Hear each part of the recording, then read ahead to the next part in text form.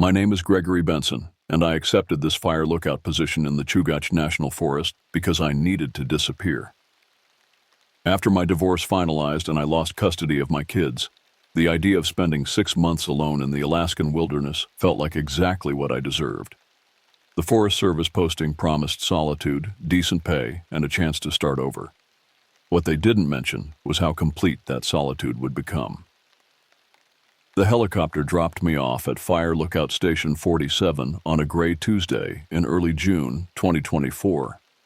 The pilot, Stevens, looked nervous as we approached the tower rising from the dense spruce forest.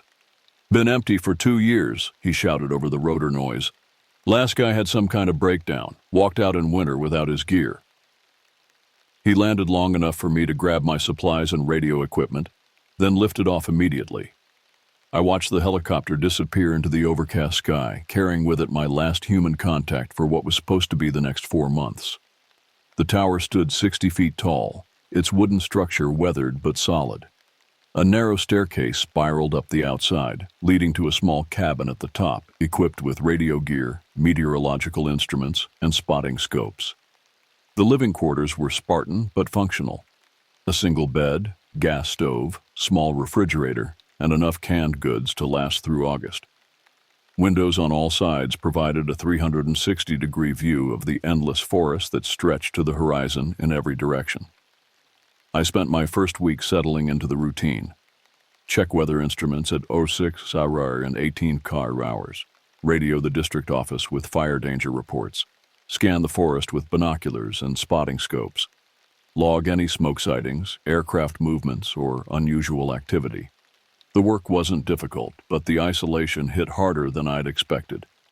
Even with the radio, human voices felt distant and unreal, crackling through static that seemed to grow worse each day. The nights were the hardest. Alaska's summer meant only a few hours of true darkness, but when it came, the silence was absolute.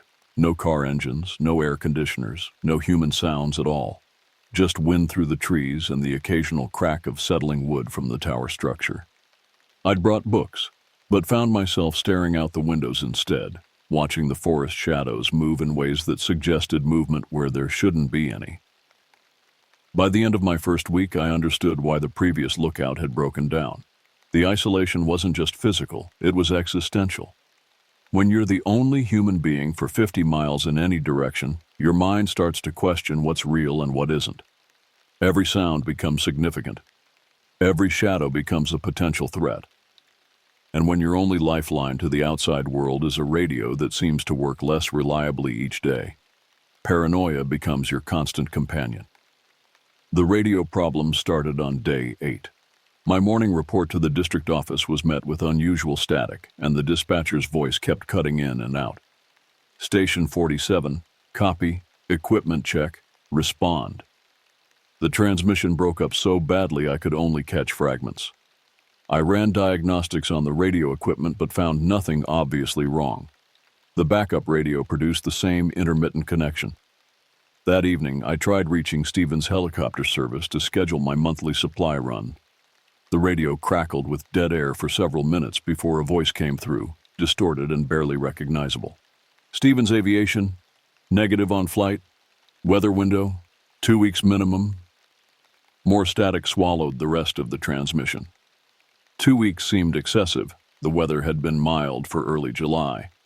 But I had sufficient supplies and no choice but to wait. The first week of radio problems coincided with changes in the wildlife around the tower. The birds stopped singing their usual dawn chorus. The squirrels that had been chattering constantly in the nearby trees fell silent. Even the mosquitoes, usually a constant plague, seemed to disappear overnight. The forest felt empty, holding its breath in anticipation of something I couldn't identify. On day 12, I spotted smoke rising from the northwest quadrant, about 15 miles out. Standard protocol required immediate reporting to the district office, but the radio produced nothing but static. I tried for over an hour, broadcasting on emergency frequencies, but got no response. The smoke column grew thicker as the day progressed, taking on the distinctive mushroom shape that indicated a serious wildfire. Without radio contact, I had no way to alert the Forest Service or coordinate a response. I spent that night watching the orange glow on the horizon grow brighter. The smoke plume was now visible even in the dim twilight, and occasionally I could make out actual flames on distant ridgelines. A fire that size should have brought aircraft, ground crews, and intense radio chatter. Instead, I saw and heard nothing. The silence felt wrong, like the forest itself was keeping secrets. Sleep became increasingly difficult. The tower creaked and groaned with normal thermal expansion, but the sound seemed amplified in the dead silence. Several times I jolted awake, convinced someone was climbing the stairs, only to find empty darkness below. During one of these episodes, I thought I heard voices, not from the radio, but from somewhere in the forest below. Distant, indistinct, but definitely human. I strained to listen, but heard only the wind through the trees. By morning, the fire had spread closer. I estimated it was now within 8 miles of the tower. Standard evacuation protocol should have triggered by now, but I had no communication with anyone. I faced a choice: abandon the station and hike toward the nearest road, or stay and hope help was coming. The radio manual included emergency procedures for equipment failure, but all of them assumed some form of communication was still possible. I was completely cut off. The fire reached the 5-mile perimeter on day 15. Through the spotting scope, I could see individual trees erupting in flames as the fire crowned through the forest canopy. The wind was pushing it directly toward my position, and I estimated I had perhaps 18 hours before evacuation became impossible. Yet the radio remained silent. No aircraft appeared overhead. No ground crews approached from any direction. It was as if the outside world had simply ceased to exist. I began emergency preparations, packing essential supplies for an overland hike to the nearest road, approximately 30 miles southeast.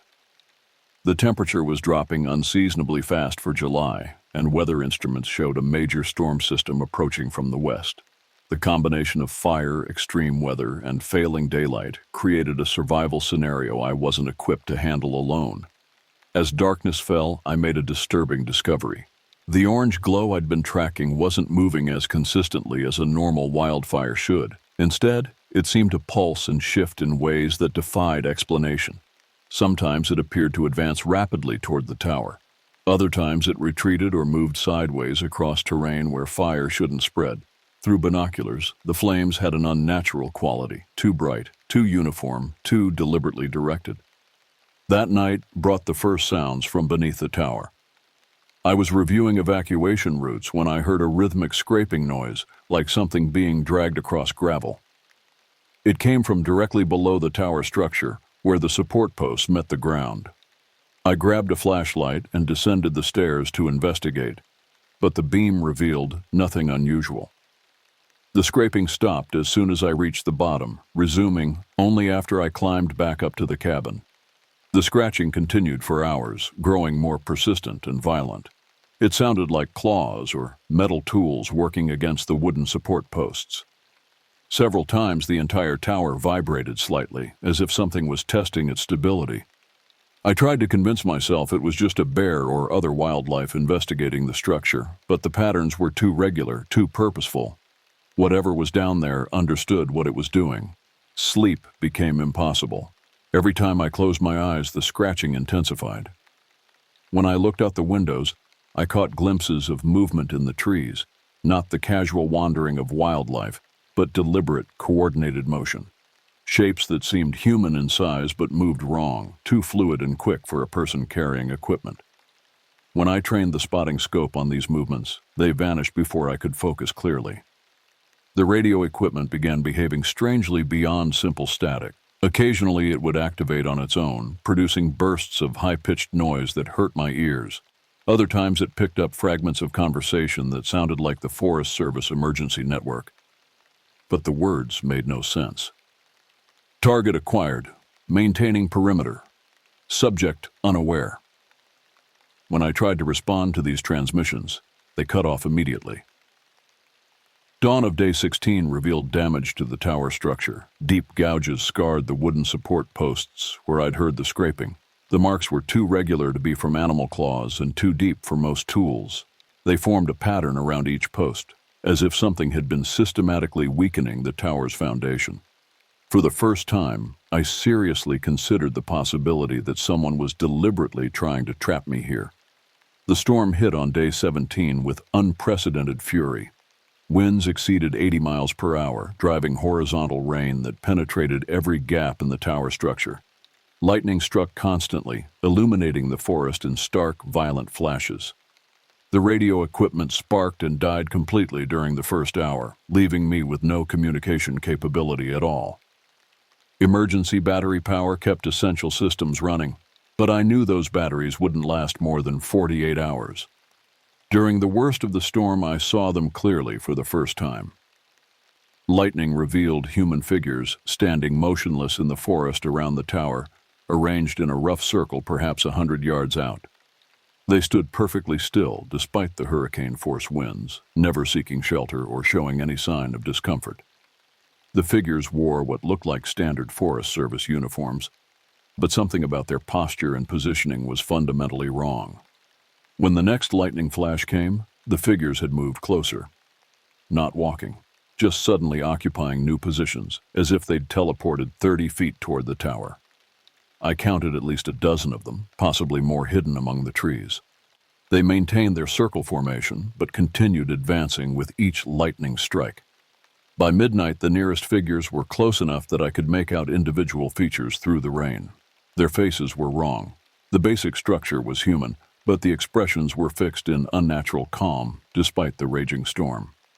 Their eyes reflected light like an animal's, glowing pale green in the lightning flashes. Most disturbing was their absolute stillness between advances. Real people would show some movement, adjusting for wind, wiping rain from their faces, taking shelter. These figures stood like statues until the moment they suddenly appeared closer. The scratching beneath the tower intensified during the storm, becoming a steady grinding sound that vibrated through the entire structure. Whatever was working on the support posts wasn't deterred by the weather. If anything, the storm seemed to encourage more aggressive activity. I could feel the tower swaying more than it should, even accounting for the high winds. The foundation was being systematically compromised. As the storm began to abate around dawn, the figures retreated back into the forest with the same inexplicable movement, simply appearing farther away rather than walking. By full daylight, they had vanished completely, leaving no tracks or other evidence of their presence. If not for the fresh damage to the tower supports, I might have convinced myself it was storm-induced hallucination. The radio equipment was completely destroyed. Water damage had fried the main circuits, and the backup unit wouldn't even power on. I was now completely isolated, with no way to call for help. The nearest road was still 30 miles away through difficult terrain, and my supplies were running low. The tower showed signs of structural instability that would only worsen over time. I faced the choice between leaving immediately while I still had mobility, or staying and risking complete entrapment. Weather conditions ruled out immediate departure. The storm had left fallen trees blocking potential escape routes, and another system was approaching from the west. I estimated I had perhaps 3 days to decide and act before weather or structural failure made leaving impossible. The figured would probably return that night, and I needed to understand what they wanted before I could plan an effective escape. I spent day 18 trying to repair the radio equipment with spare parts from emergency supplies. The damage was extensive but not hopeless. If I could bypass the water-damaged circuits and jury-rig a basic transmitter, I might achieve limited communication capability. The work kept my hands busy and my mind focused on concrete problems instead of dwelling on the previous night's encounter. While working on the radio, I made another disturbing discovery. The tower's emergency supply cache had been accessed. Several items were missing: emergency flares, signaling mirror, backup GPS unit, and most of the high-energy food rations. The cache was secured with a combination lock that showed no signs of tampering, but someone had definitely been inside. Either they knew the combination, or they had methods that left no obvious traces. The missing items formed a pattern. Everything taken was related to communication or navigation, tools that would help me contact the outside world or find my way out of the forest. Basic survival gear remained untouched. Whoever had accessed the cache wanted to ensure my isolation rather than cause immediate harm. They were trapping me, not trying to kill me outright. As evening approached, I made final preparations for another night of surveillance. I had managed to construct a basic radio transmitter that might achieve short-range communication, though its effectiveness was questionable. More importantly, I had fashioned weapons from maintenance tools, a makeshift spear from a mop handle and knife, several projectiles from hardware supplies. If the Watchers returned, I wouldn't face them completely defenseless. The figures appeared again at sunset, emerging from the forest with the same unnatural stillness. This time I was ready with the spotting scope and notebook, documenting their positions and behavior patterns. They maintained the same circular formation but had expanded it to include the entire clearing around the tower. More concerning, their numbers had increased to at least 20, possibly 30 individuals. Through the scope I observed details that confirmed these weren't normal human beings. Their clothing was correct, standard Forest Service uniforms with appropriate insignia and equipment. But the uniforms showed no wear, rain damage, or other effects of spending days in the wilderness. They were too clean, too perfect, like costumes rather than working gear. The faces beneath the uniform caps were similarly artificial, lacking the small imperfections and asymmetries of real human features. As full darkness fell, the figures began a new behavior pattern. Instead of simply advancing toward the tower, they started moving in a slow, coordinated circle around the perimeter. Always maintaining their spacing, always facing inward toward the tower, they walked clockwise around the clearing at a measured pace. The movement created a hypnotic effect, like being inside a massive clock with human figures marking the hours. I attempted to contact them using the improvised radio transmitter. "This is Fire Lookout Station 47 calling unknown personnel in the area. Please identify yourselves and state your purpose. I repeat, this is Station 47 requesting identification from Forest Service personnel operating in this area." The transmission produced only static, but I could see several figures pause in their circular march and turn toward the tower, as if they had heard my broadcast. The response came not through the radio, but through the figures themselves. Moving in perfect synchronization, they began to emit a low humming sound. Not quite mechanical, not quite vocal.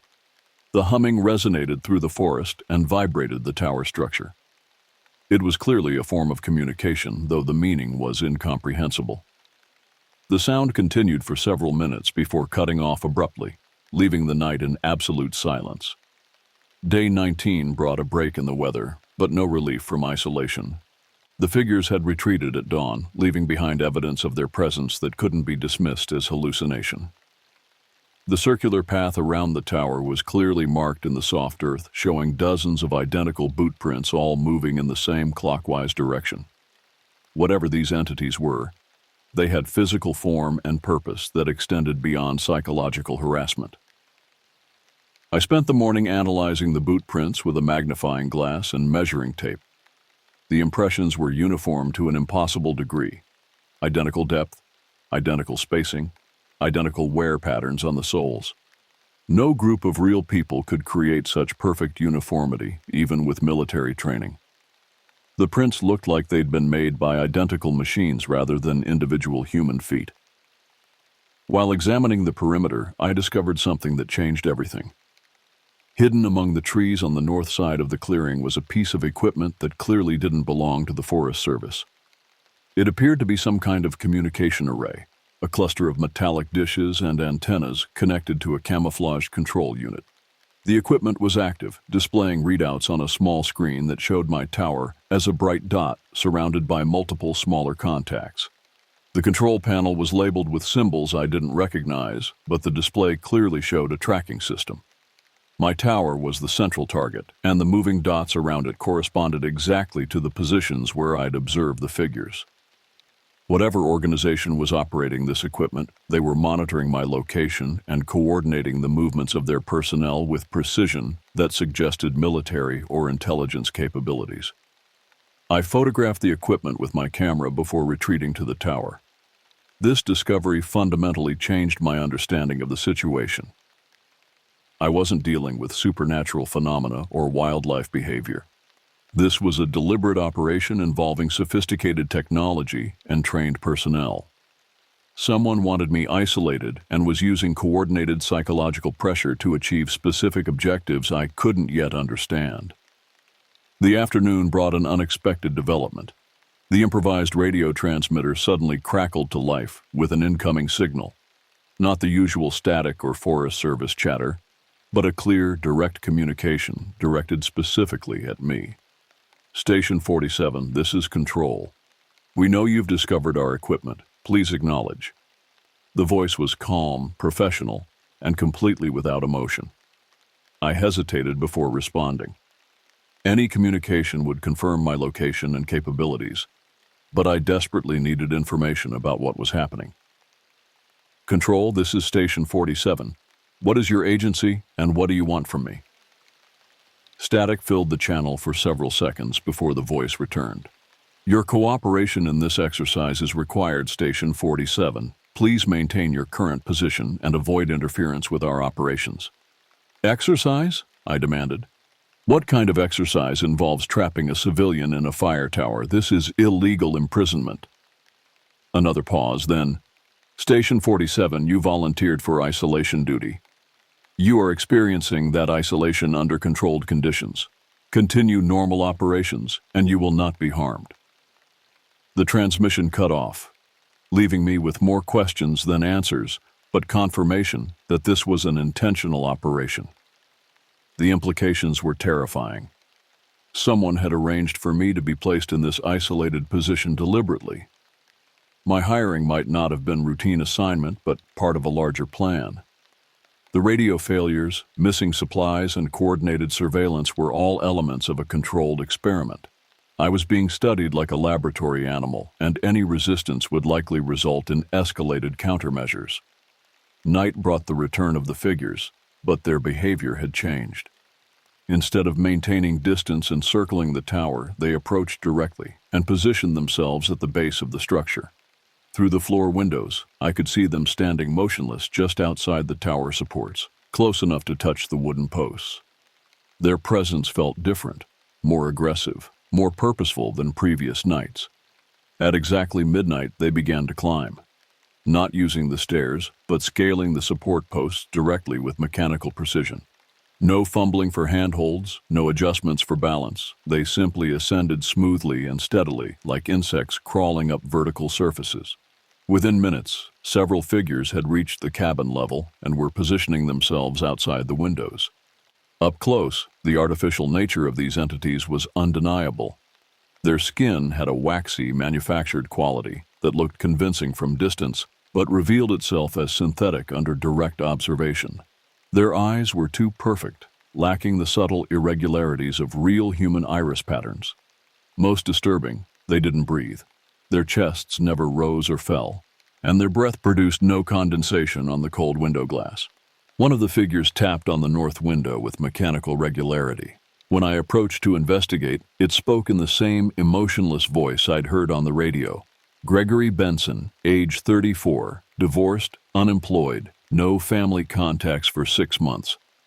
Psychological profile indicates strong isolation tolerance with gradual degradation under extreme stress. Subject is approaching optimal data collection threshold. The clinical terminology confirmed my worst fears. I was a test subject in some kind of psychological experiment. The entity continued.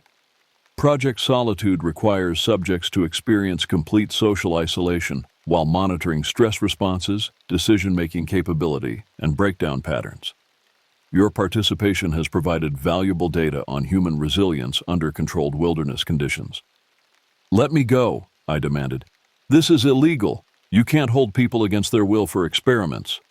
The figure tilted its head with mechanical precision. You volunteered for extended isolation duty. Contract specifies 6 months with limited communication. All conditions have been fulfilled according to your original agreement. Project continuation requires your cooperation for optimal data collection. More figures had reached the cabin level and were now positioned outside every window. Their presence created a trapped feeling unlike anything I'd experienced. The tower was surrounded, escape routes blocked, and these artificial beings showed no emotion or mercy that might be appealed to. They were here to collect data, and my humanity was irrelevant to their mission. The radio transmitter crackled with incoming communication. Station 47, this is Control. Final phase of data collection will commence at 0600 hours. Maintain current position and prepare for intensive monitoring. Resistance will result in modified protocols with increased stress parameters. The transmission ended, leaving me to understand that tomorrow would bring the culmination of whatever experiment I'd been trapped in. I spent the remaining hours before dawn preparing for what I now understood would be my final chance to escape. The entities maintained their positions around the tower but showed no signs of entering the cabin. They seemed content to observe and wait for dawn. If I was going to act, it had to be during these remaining hours of darkness, while some element of surprise might still be possible. At 06 hours, the final phase began with systematic destruction of the tower's structural integrity. The entities worked with mechanical precision, using tools that appeared from nowhere to remove critical support bolts and saw through load-bearing timbers. Their movements were coordinated like a demolition crew, but the purpose seemed designed to create maximum psychological stress rather than efficient destruction. I watched helplessly as the tower began to sway and creak under the systematic damage. Within an hour, structural failure became inevitable. The entities were forcing me to make a choice: stay and face death in the collapse, or attempt escape through their position perimeter and risk capture. Either way, they would collect data on my final decision-making process under ultimate pressure. The radio transmitted constant updates in the emotionless voice, subject showing elevated stress markers, fight-or-flight response activating, recommend acceleration of collapse timeline to force decision point. I realized they weren't just watching me, they were monitoring my physiological responses in real time, probably through sensors placed in the cabin environment. As the tower's swaying increased to dangerous levels, I made my decision. The entity at the north window had moved slightly away from the glass, creating a possible escape route if I could break through and reach the staircase. I had one chance to act while structural collapse provided distraction. Armed with the improvised spear and remaining emergency supplies, I prepared for what would either be escape or death. I smashed through the north window with a maintenance tool, cutting myself on glass but creating an opening large enough to crawl through. The entity outside reacted slowly, as if my sudden action wasn't anticipated in their programming. I managed to reach the staircase and begin descending before the others could coordinate a response. The tower was now swaying violently, supports failing rapidly under the ongoing sabotage. The escape became a race between structural collapse and my ability to reach ground level. Entities were climbing toward me from below, while others worked to accelerate the tower's destruction. I leaped the final 15 feet as the structure began to tilt, landing hard but maintaining mobility. The tower crashed behind me in a cascade of splintering wood and twisted metal. Running through the forest in near darkness, I could hear pursuit but couldn't see my followers. The entities moved through the trees with unnatural speed and coordination, but seemed to lack initiative when operating outside their program parameters. By maintaining unpredictable direction changes and using terrain features for concealment, I managed to stay ahead of immediate capture. After 6 hours of continuous movement, I reached a logging road that showed recent vehicle traffic. A maintenance truck approached within minutes, driven by what appeared to be a genuine Forest Service employee who showed appropriate concern for my condition. "Station 47?" he asked. "We've been looking for you for 3 days. Radio went dead, helicopter couldn't locate the tower. What the hell happened out there?" His story didn't match my experience, but I was too exhausted and traumatized to argue. He drove me to the district office where officials treated my account as stress-induced breakdown rather than accurate reporting. The tower site was investigated and found to contain the normal debris of structural failure due to severe weather damage. No evidence of the entities or monitoring equipment was discovered. I was debriefed, given medical evaluation, and released from service with full pay and psychological counseling referrals. The official report attributed the incident to isolation-induced paranoia, exacerbated by equipment failure during severe weather conditions. No investigation of Project Solitude was conducted because no evidence of such an operation could be found. But I know what I experienced was real. 3 months later, I still wake up hearing that mechanical scratching sound. I still see perfect boot prints in wet earth that shouldn't have them. And sometimes, late at night when I'm alone, I catch glimpses of figures standing motionless in the shadows outside my windows, just watching and waiting. They're still collecting data. The experiment never ended. It just moved to a new environment with different parameters. Whatever organization conducted Project Solitude is still out there, still studying human isolation responses, still trapping people in controlled situations designed to break them down for scientific observation. If you ever consider taking a job that promises isolation and solitude, remember my warning. Sometimes that isolation isn't accidental. Sometimes you're not alone in the wilderness. You're the subject in someone else's laboratory, and the only way out is to realize that the experiment includes your attempts to escape. The scratching is getting louder again. I think they're ready to begin the next phase.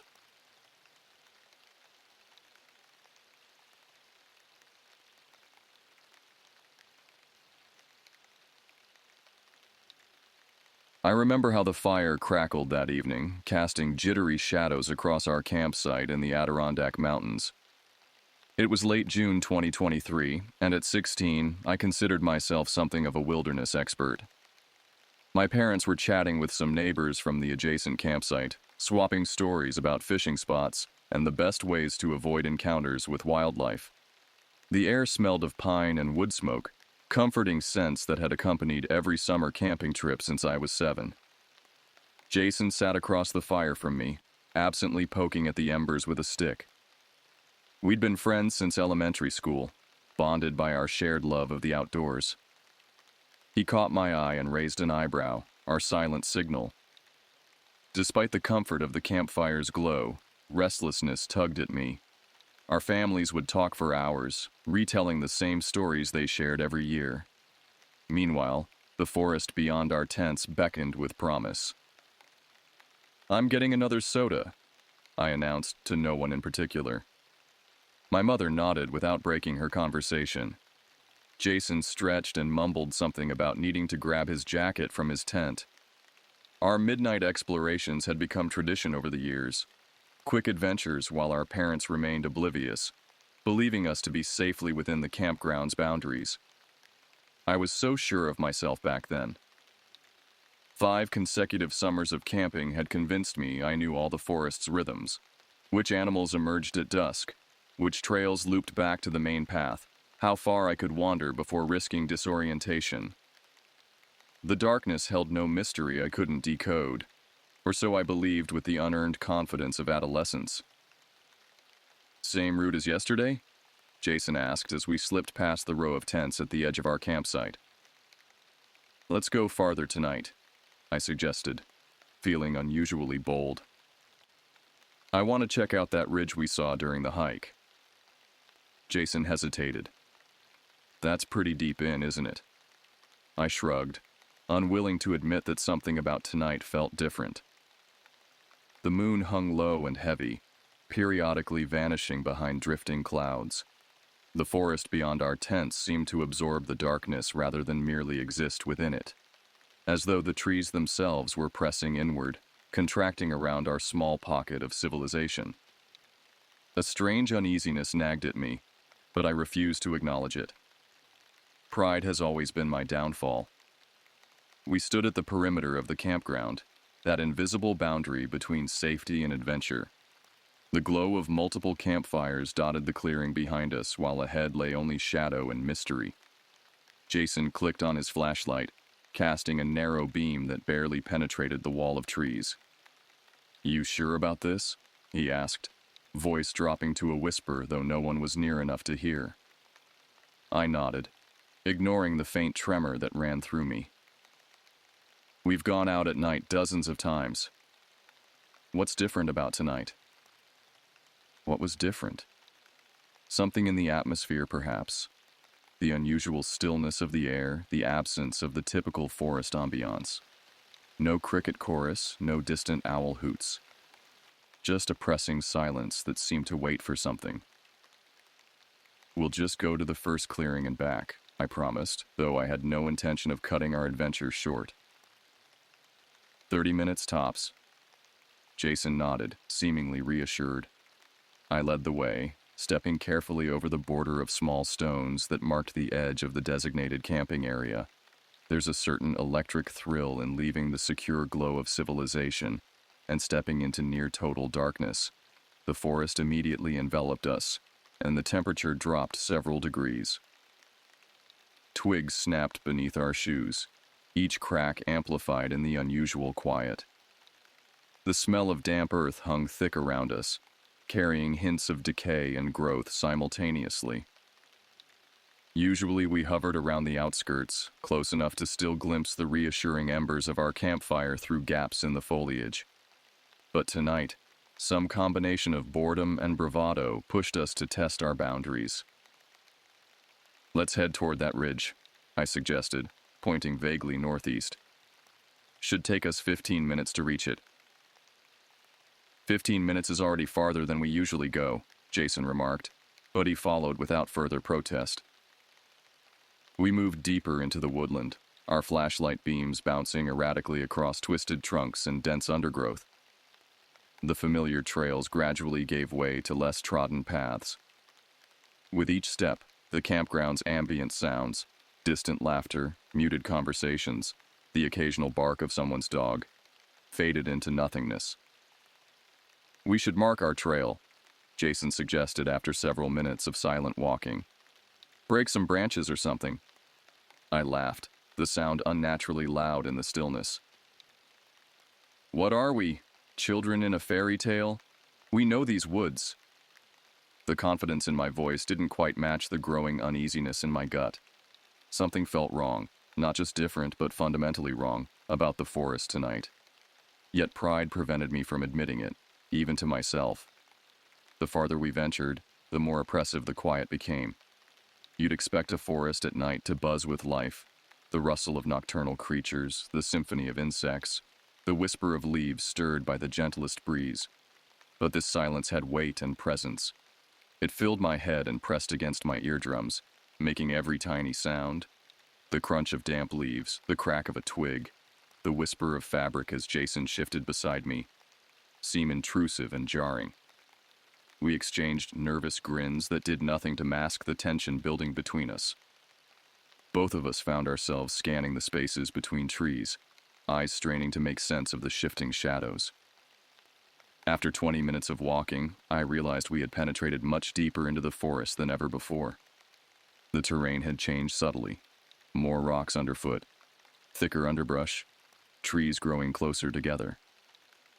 I glanced back, hoping to catch some reassuring glimpse of our campsite, some distant flicker of firelight. There was nothing but blackness stretching in all directions. "Hey," Jason whispered, his voice tight. "Do you know which way is back?" "Of course," I lied, pointing with false confidence. "We've been walking pretty much in a straight line. Camp is that way." Jason didn't look convinced, but he nodded anyway. Neither of us wanted to admit we might have made a mistake. That's when I first heard it. What sounded like a voice, so faint I almost convinced myself it was imagination. Like someone whispering a secret directly behind me. The words indistinct, but the cadence unmistakably human. My body tensed instantly. Jason must have noticed my reaction because he snapped his flashlight beam toward me. "What's wrong?" "Did you hear that?" I asked, my voice barely audible. "Hear what?" I shook my head, unwilling to articulate what I'd heard. "Nothing. Probably just the wind." Jason swept his flashlight in a wide arc, the bright beam tearing through the darkness around us. We both spun slowly, scanning the surrounding forest for anything. But there were only trees, twisted, knotted trunks rising from the forest floor like ancient sentries. Fallen branches, dense patches of ferns. No figures, no faces. I told myself I was overreacting. It must have been a trick of the wind rustling through dry leaves. Except there was no wind that night. The air remained thick and still, unusually heavy for a summer evening. We hovered there in uneasy silence, our ragged breathing embarrassingly loud. Finally, we turned our flashlights off again, stubborn pride reasserting itself. This was supposed to be our tradition, our adventure.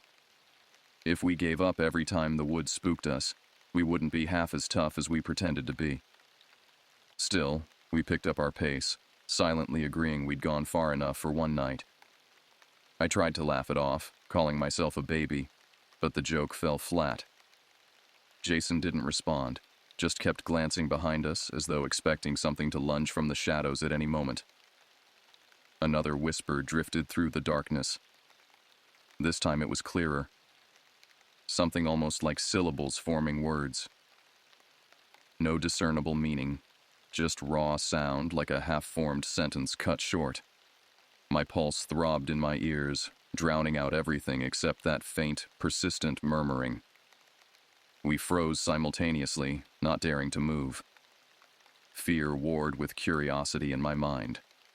Part of me wanted to bolt back toward what I hoped was the direction of camp. Another part, the stubborn, prideful part, refused to show fear, especially in front of Jason. "Someone else from the campground?" Jason suggested, his voice cracking slightly. I shook my head. Nobody comes out this far. For the first time, I realized with stark clarity that if we'd misjudged where we were, we could be genuinely lost. There's a particular panic that rises when you don't know if safety is just beyond the next tree or miles away across unfamiliar terrain. It starts as a tightness in your chest and spreads outward, making your fingertips tingle and your throat constrict. I nudged Jason with my elbow. Without a word, we turned back the way we believed we had come. We wanted desperately to believe we were still in familiar territory, but everything looked different in the dark. Every knotted trunk seemed like an unfamiliar face, every shifting shadow a hidden threat. The air felt charged with strange energy, sending waves of goosebumps up my arms despite the summer warmth. Then came a jolt of realization. We weren't hearing nighttime critters or a breeze stirring leaves. Something was out here, making those sounds. Something with a voice. And it didn't feel like a wandering camper singing off-key or whispering to a friend. It sounded wrong. The cadence was off, the timbre unnatural, as though someone had forgotten how human speech was supposed to sound. We walked faster, our earlier bravado evaporating with each step. My flashlight quivered in my grip, its beam dancing erratically across the forest floor. Each footfall crackled over fallen branches and dried leaves, broadcasting our presence to whatever might be listening. Jason locked eyes with me, and in that glance I saw the same mix of fear and stubborn determination I felt. We weren't about to break into a panicked run, not yet. But deep down, I think both of us wanted to. Branches scraped against our arms, snagging our sleeves and leaving thin scratches across exposed skin. The hush of the forest turned oppressive, as if every living thing was collectively holding back, watching our progress with silent interest. Just when I thought my nerves couldn't stretch any tighter, another whisper sliced through the silence. It was close, so close I almost felt breath on the back of my neck. I spun around, heart hammering against my ribs, but saw only darkness. Jason and I stopped dead in our tracks. We exchanged a look that all but screamed, "This is enough." We had no clue what was lurking out here, but it wasn't something we wanted to meet. We switched on our flashlights without hesitation this time, sweeping the beams over the undergrowth and between the trees. My mouth felt parched, my throat tight with fear. I just wanted to see a familiar landmark, anything to reassure me we were on the right path home. But the light revealed only more trees, more endless darkness stretching in all directions. No sign of the main trail, no glimpse of distant campfires. Nothing but forest. A swell of dread rose in me. It wasn't just about being lost anymore. It was the sinking sense that something was out here, moving just out of sight, watching us stumble blindly through its domain. "I think we need to head west," I said, trying to keep my voice steady. "The campground should be that way." "How do you know which way is west?" Jason demanded, panic edging into his tone. I didn't. I was guessing, desperately trying to maintain some illusion of control over the situation. I grabbed Jason's arm and pulled him forward in the direction that felt right. We both knew we had to keep moving, had to find our way back to our campsite's warm glow, where maybe we could laugh this off in the safety of flickering firelight. But a deep part of me knew that even if we managed to find our way home, the night wouldn't let us off so easily. Something had changed, and the forest wasn't about to let us forget how vulnerable we truly were. By the time Jason and I decided we couldn't push our luck any further, the darkness around us felt almost suffocating. We forced ourselves to keep moving toward what we hoped was the way back, every step echoing like a beacon announcing our presence. The quiet we'd been half ignoring earlier now felt unsettlingly total. Even though there were two of us, I couldn't help feeling like a lone trespasser in a place where humans didn't belong. I raised my flashlight, heart pounding against my ribs. Something flickered across the edge of its beam. A shape hunched in the undergrowth about 20 yards ahead. In that split second, every instinct shouted to turn around and run, but my feet stayed rooted to the spot. Jason caught sight of it too, and his grip tightened on my arm until I could feel fingernails digging into my skin. Neither of us spoke. We just stared as the figure crawled, almost slithered through a patch of dead leaves. Ragged clothes clung to the form, dark tattered cloth streaked with mud and what might have been blood. At first, I couldn't decide if it was human or animal. The posture seemed wrong, too low to the ground, too fluid in its movements. A muffled voice reached my ears. Words tumbled out, though they were strange and half-formed, almost as if the speaker had forgotten how language was supposed to work. Disjointed phrases, fragments of sentences that made no immediate sense. Jason flicked his flashlight higher, illuminating the person's face. It was a woman, perhaps in her 30s, her features pinched with fear or delirium. Dirt smeared her cheeks and forehead, and her hair stuck out in clumps, tangled with leaves and small twigs. She looked at us with wide, frantic eyes that reflected our flashlight beams like those of a cornered animal. I stood there, too stunned to move. The woman pulled herself upright, swaying dangerously, and mumbled something about finding her campsite. There was a desperation in her voice that felt all wrong this far into the woods at this hour. "Please," she said, the word clear among the garbled phrases. "Can't find my way back." Part of me wanted to back away. Everything about her presence set off internal alarms. She shouldn't be here, alone in the darkness crawling through the underbrush.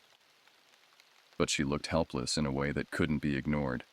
Lost, confused, possibly injured. Jason and I exchanged glances, and even though terror still coursed through me, I knew we had to do something. We couldn't leave her out here, not in this state. "We're heading back to the campground," I said, my voice steadier than I expected. "You can come with us." "Your campsite?" "Which one?" Jason asked. "Site 47, she mumbled. "By the lake path." I knew that area. It was on the opposite side of the campground from our site, near where the more serious partiers tended to gather. We offered to guide her back, and she mumbled what might have been a yes. Without warning, she lurched forward, wobbling like she might collapse at any second. I stepped in to keep her from tumbling into a thorny bush, and Jason moved to her other side. That close, I noticed an odd chemical smell on her breath. Alcohol, certainly, but something else too. Sharper, more medicinal. Her eyes darted around as if searching for something lurking in the shadows. I found myself following her gaze, half expecting to see shapes moving between the trees. "What's your name?" I asked, trying to establish some normalcy. "Vera," she said after a long pause, as if she'd had to search her memory for the answer. "I'm Jason, and this is—" Jason began. "We need to go," Vera interrupted, suddenly urgent. "They're still out here." A chill ran through me. "Who's still out here?" She didn't answer, just pulled at my arm with surprising strength. We set off in a slow, awkward shuffle, each of us supporting Vera by an elbow. The journey back felt endless. Every few steps she would stumble or change direction abruptly, forcing us to adjust our grip to keep her upright. Every so often she'd mutter disjointed phrases, a name I didn't recognize, a random number, a broken sentence that trailed off into nothing. Once she stopped altogether, her body going rigid as she scanned the dark spaces between the trees as if convinced somebody else was out there. I found myself scanning too, imagining shapes slipping between trunks just out of sight. Twigs snapped beneath our feet, but I still half suspected we weren't the only ones moving through the forest that night. "Someone's following us," Vera whispered, her voice suddenly clear. "Been following me all night." "There's nobody out here but us," Jason said, though he didn't sound convinced. Vera let out a gasp at one point, jerking backward so violently that I nearly lost my grip on her arm. For a moment, I feared she'd bolt back into the darkness, vanishing among the trees before we could stop her. Jason and I tightened our hold, urging her to keep moving. "It's okay," I said, not believing my own words. "We're almost back." The forest pressed in on us, a maze of silhouetted branches and wet leaves that crushed underfoot. Despite our flashlights, the trail was hard to follow, if we were even on a trail at all. I found myself squinting ahead, searching for even the faintest glow from the campgrounds. Vera's weight grew heavier against me as she seemed to lose what little coordination she had left. Her mumbling became more frequent, more urgent, punctuated by sharp intakes of breath whenever a sound emerged from the darkness around us. Eventually, after what felt like hours but was probably only 40 minutes, the tree line began to thin.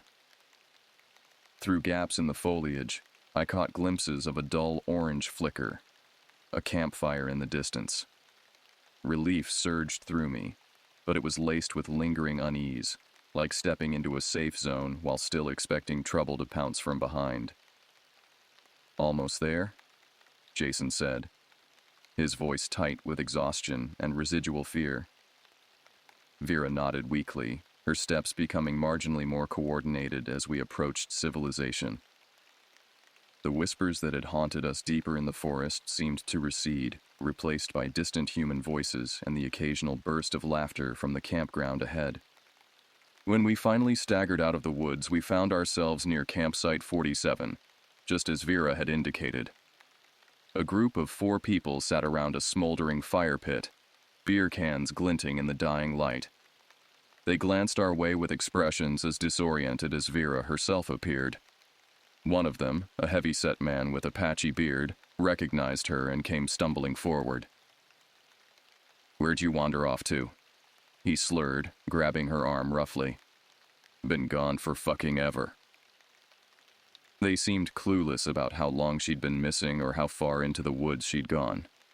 My friend and I could barely wrap our heads around their nonchalance, considering how close she'd come to being lost for good. "She was pretty far out," I said, unable to keep the edge from my voice. "Crawling around in the dirt." The man shrugged. "She does that sometimes when she's had a few too many. Gets these, ideas in her head." Another member of their group, a woman with dyed blonde hair, approached and helped guide Vera to a log by their dying fire.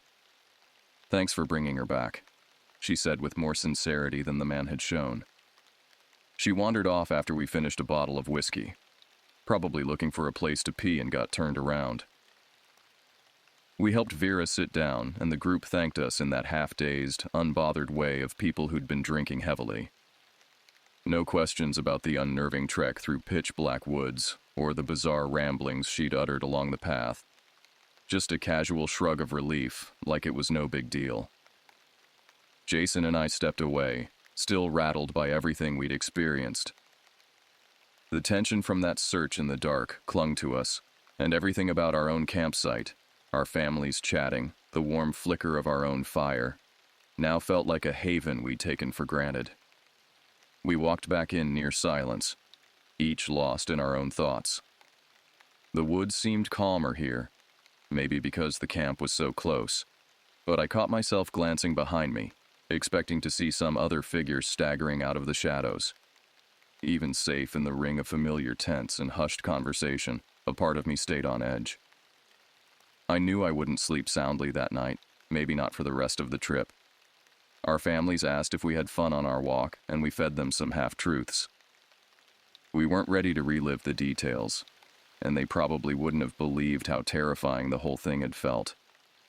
Later, when I tried to rest in my sleeping bag, I kept picturing Vera's dirt-streaked face and the haunted look she'd given the trees around us. I wondered what she'd really been running from out there, what she thought was following her. Had it been purely alcohol-induced paranoia, or had she sensed something in those woods that we'd only glimpsed the edges of? In some dark corner of my imagination, I swore there were whispers still drifting through the night air, calling out in the silent forest, waiting for the next pair of unsuspecting kids brave or foolish enough to venture too far off the beaten path. 3 years have passed since that night, but I've never gone camping again. Jason and I don't talk about what happened, though sometimes I catch him looking over his shoulder when we walk through the park at dusk. Some experiences change you permanently, rewiring your instincts and perceptions. I've tried to convince myself that Vera was just an intoxicated woman who wandered too far from her campsite. That the whispers were just the wind or my imagination working overtime. That the feeling of being watched was nothing more than ordinary fear amplified by darkness and unfamiliar surroundings. But on quiet nights when I'm alone, I can still hear those whispers, not quite human, not quite animal, calling from somewhere deep in the recesses of my memory. And I know, with absolute certainty, that something was out there in the forest that night. Something that remains nameless. Something that waits.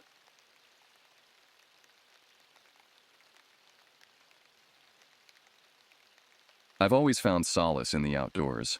From the time I was a teenager in the mid-1990s, something about the crisp air and the isolation from urban chaos drew me in like a magnet. Now, at 42, I've logged hundreds of nights under the stars, from quick weekend getaways to week-long expeditions through some of the most remote areas this side of the Mississippi. My grandfather taught me the basics when I was 12, how to build a fire in the rain, spot animal tracks, and navigate without technology. Those skills became second nature, and the woods became my sanctuary. That changed 3 years ago. What I'm about to share isn't easy. I've replayed these events countless times, scrutinizing each detail, wondering if I missed something crucial. The rational part of my brain continues to search for logical explanations, but the primal part, the part that recognizes danger before we consciously process it, remains unconvinced. My wife Julia doesn't like to discuss what happened. She's a practical woman, a high school science teacher with an analytical mind. Yet even she can't explain everything we experienced. We've been married 15 years, and I've never seen her truly frightened until that first trip. Our anniversary fell on a long weekend in October 2022. We decided to celebrate at Black Ridge State Forest, a sprawling wilderness area about 3 hours from our home in Vermont. It wasn't our first choice. We'd originally planned to visit my brother in Colorado, but budget constraints and Julia's school schedule forced us to stay closer to home. The forecast predicted mild temperatures and partly cloudy skies. Perfect camping weather. I'd packed extra layers, knowing how quickly autumn temperatures can drop after sunset, especially in higher elevations. We arrived at the ranger station around noon on Friday, signed the visitor log, and obtained our backcountry permit. "Planning to stay near Aspen Creek?" the ranger asked, circling an area on our map. "Actually, we were hoping to reach Jack Pine Ridge," I replied. "I've heard it's less crowded." The ranger's expression shifted almost imperceptibly. He cleared his throat. "It's beautiful up there, but the access road got washed out in last month's storms. You'd need to hike in about 4 miles from the nearest parking area." Julia gave me a questioning look. We'd planned a relaxing weekend, not a strenuous trek with full packs. "What about the northern section?" I asked, pointing to another area on the map. "Old Growth Loop?" "That could work. It's quieter than Aspen Creek and the road's in decent shape. Just keep an eye on the weather. Sometimes storms roll in fast this time of year." We thanked him and headed out, following his directions along a narrow gravel road that wound through increasingly dense forest. The drive felt peaceful, with occasional glimpses of wildlife. A fox darting across the path, a hawk circling overhead. As we penetrated deeper into the forest, cell service vanished, and the radio signal deteriorated into static. "This is exactly what we needed," Julia said, gazing out the window at the towering pines. "A complete disconnect." I nodded in agreement, though something about the ranger's hesitation lingered in my mind. Had there been a warning in his tone when he mentioned Jack Pine Ridge? Or was I projecting my own unease onto an innocent conversation? We reached the designated parking area around 2 p.m. Only one other vehicle occupied the small clearing, an older model pickup truck with local plates. The air felt unusually still as we stepped out of our SUV. No breeze rustled the leaves, no birds called from the branches above. Just a thick, oppressive silence that seemed to absorb every sound we made. "It's so quiet," Julia whispered, almost reluctantly, as if speaking at normal volume might disturb something. I nodded, hoisting my pack onto my shoulders. Probably just the time of day. Animals tend to be less active in the afternoon. We consulted our map one final time before setting off along a faint trail that snaked between ancient trees. The path gradually ascended, leading us deeper into the forest. After about 40 minutes of hiking, we reached a small clearing that offered a perfect campsite.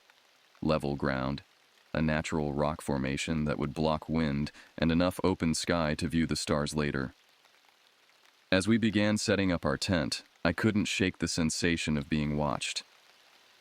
Several times I paused to scan the surrounding trees, but nothing appeared out of place. Just endless trunks stretching into deepening shadows. "Everything okay?" Julia asked, noticing my distraction. "Just taking in the scenery," I lied, forcing a smile. By the time we finished establishing our camp, the first hints of evening approached. The temperature began its expected decline, and the previously still air stirred with a faint breeze. I gathered kindling for our fire while Julia organized our cooking supplies. That's when I noticed the first oddity. A series of shallow depressions in the soft earth near the edge of our clearing. They resembled footprints, but not quite human and not quite animal. The pattern seemed erratic, as if whatever made them had been moving in confused circles. I almost called Julia over to look, but thought better of it. Why start our weekend with unnecessary concerns? Instead, I dragged a fallen branch across the marks, effectively erasing them from view. As dusk settled over the forest, we prepared a simple dinner of dehydrated chili and cornbread. The flames from our small fire cast dancing shadows across the clearing, creating an illusion of movement in the peripheral vision. We talked about mundane things, work stress, home renovation plans, an upcoming visit from Julia's parents. Normal conversation that helped mask the growing unease that had settled in my gut. Around 9 p.m., the wind began to intensify. What had started as a gentle breeze transformed into gusts that rocked the upper branches of the surrounding pines. The sky, which had been relatively clear upon our arrival, now darkened with rapidly moving clouds. "Weather changing faster than expected," I commented, securing loose items around our campsite. Julia glanced upward, concern etching lines across her forehead. "Should we pack up? Head back to the car?" I checked my watch. "It's getting pretty dark for hiking out. Let's wait and see if it passes. Our tent is rated for tough conditions." In retrospect, that decision marked the beginning of everything that followed. Had we left then, perhaps the subsequent events would never have occurred. But hindsight offers little comfort when confronting the inexplicable. The wind accelerated with alarming speed. Within an hour, it howled through the canopy with such force that the entire forest seemed to groan in protest. We retreated to our tent, abandoning the fire pit to the mercy of the elements. Inside, we arranged our sleeping bags and settled in for what promised to be a tumultuous night. "I've never heard wind like this," Julia said, her voice barely audible above the roar outside. "It sounds deliberate." I knew exactly what she meant. There was a rhythmic quality to the gusts, almost like breathing. Inhale, exhale, pause, repeat. Each cycle grew more intense than the last. "It's just the way it's channeling through the ridge," I explained, though I wasn't convinced by my own reasoning. Wind can create strange acoustic effects in forests. Julia nodded but pulled her sleeping bag tighter around her shoulders. We lay side by side, listening to the escalating tempest. The tent fabric flapped violently, and our aluminum poles flexed to dangerous limits. Rain began to fall, first as scattered drops, then as a torrential downpour that drummed against the rainfly with machine gun intensity. At approximately 11:30 p.m., the first tree fell. The crack reverberated through the ground beneath us, a deep splintering sound followed by a tremendous crash that shook the earth. Julia grabbed my arm, her fingers digging into my skin. "That was close," she whispered. "Too close." I agreed, fumbling for my flashlight. The storm's ferocity increased with each passing minute. Wind gusts bent our tent almost flat against the ground before releasing it to spring back into shape. The rain transformed into hail, pelting our shelter with ice pellets that sounded like thrown gravel. Beneath this cacophony of natural forces, another sound emerged, something distinctly out of place. Methodical, deliberate footsteps circling our tent. At first I thought it might be fallen branches rolling across the ground, pushed by the wind. But the pattern was too consistent, too intentional. "Do you hear that?" Julia whispered, her eyes wide in the dim light of our lantern. I nodded, placing a finger to my lips. The footsteps paused directly outside our tent door. For several heart-stopping seconds, nothing moved. Then, slowly, a shadow fell across the fabric, the distinct silhouette of something standing just inches away. Julia stifled a gasp, and I instinctively positioned myself between her and the tent entrance. We remained frozen, barely breathing, as the shadow lingered. The lantern flickered, threatening to extinguish and plunge us into complete darkness. Another tree crashed nearby, and the shadow vanished. The footsteps resumed, circling once more before fading into the storm's chaos. Neither of us spoke. Words seemed inadequate for what we'd just witnessed. Throughout the night, trees continued to fall. Each thunderous crash brought fresh adrenaline surging through my veins. Sleep became impossible. We sat huddled together, counting the seconds between lightning flashes and thunder booms, tracking the storm's progression. Around 3 a.m., the wind ceased with such abruptness that the sudden silence felt more alarming than the preceding hours of tumult. The rain tapered to a gentle patter, and the forest grew unnaturally still once more. "Is it over?" Julia asked, her voice hoarse from tension. "I think so," I replied, though uncertainty colored my words. We waited another hour before daring to peek outside. Dawn approached, casting a grayish light over a landscape transformed by destruction. Fallen trees lay scattered around our clearing like massive pickup sticks. Branches, leaves, and pine needles carpeted the ground.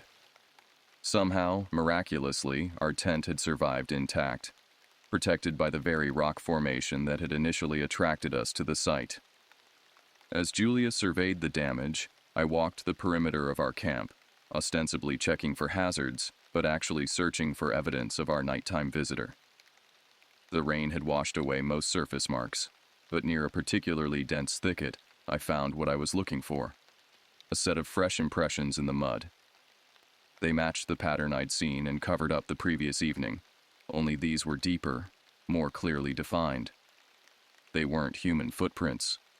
Of that, I was certain. The shape was wrong, too elongated, with unusual spacing between what might have been toes. Yet they weren't clearly identifiable as any animal I recognized either. They led away from our camp, disappearing into the underbrush. I photographed them with my phone before rejoining Julia. She was already packing up our gear, her movements quick and efficient.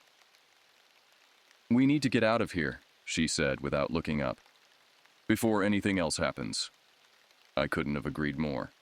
We dismantled our camp in record time, stuffing equipment haphazardly into our packs with little regard for organization. Every few minutes I'd scan the tree line, half expecting to glimpse whatever had stalked our tent during the night. The hike back to our vehicle proved challenging. Fallen trees blocked the trail in several places, forcing us to create detours through dense undergrowth.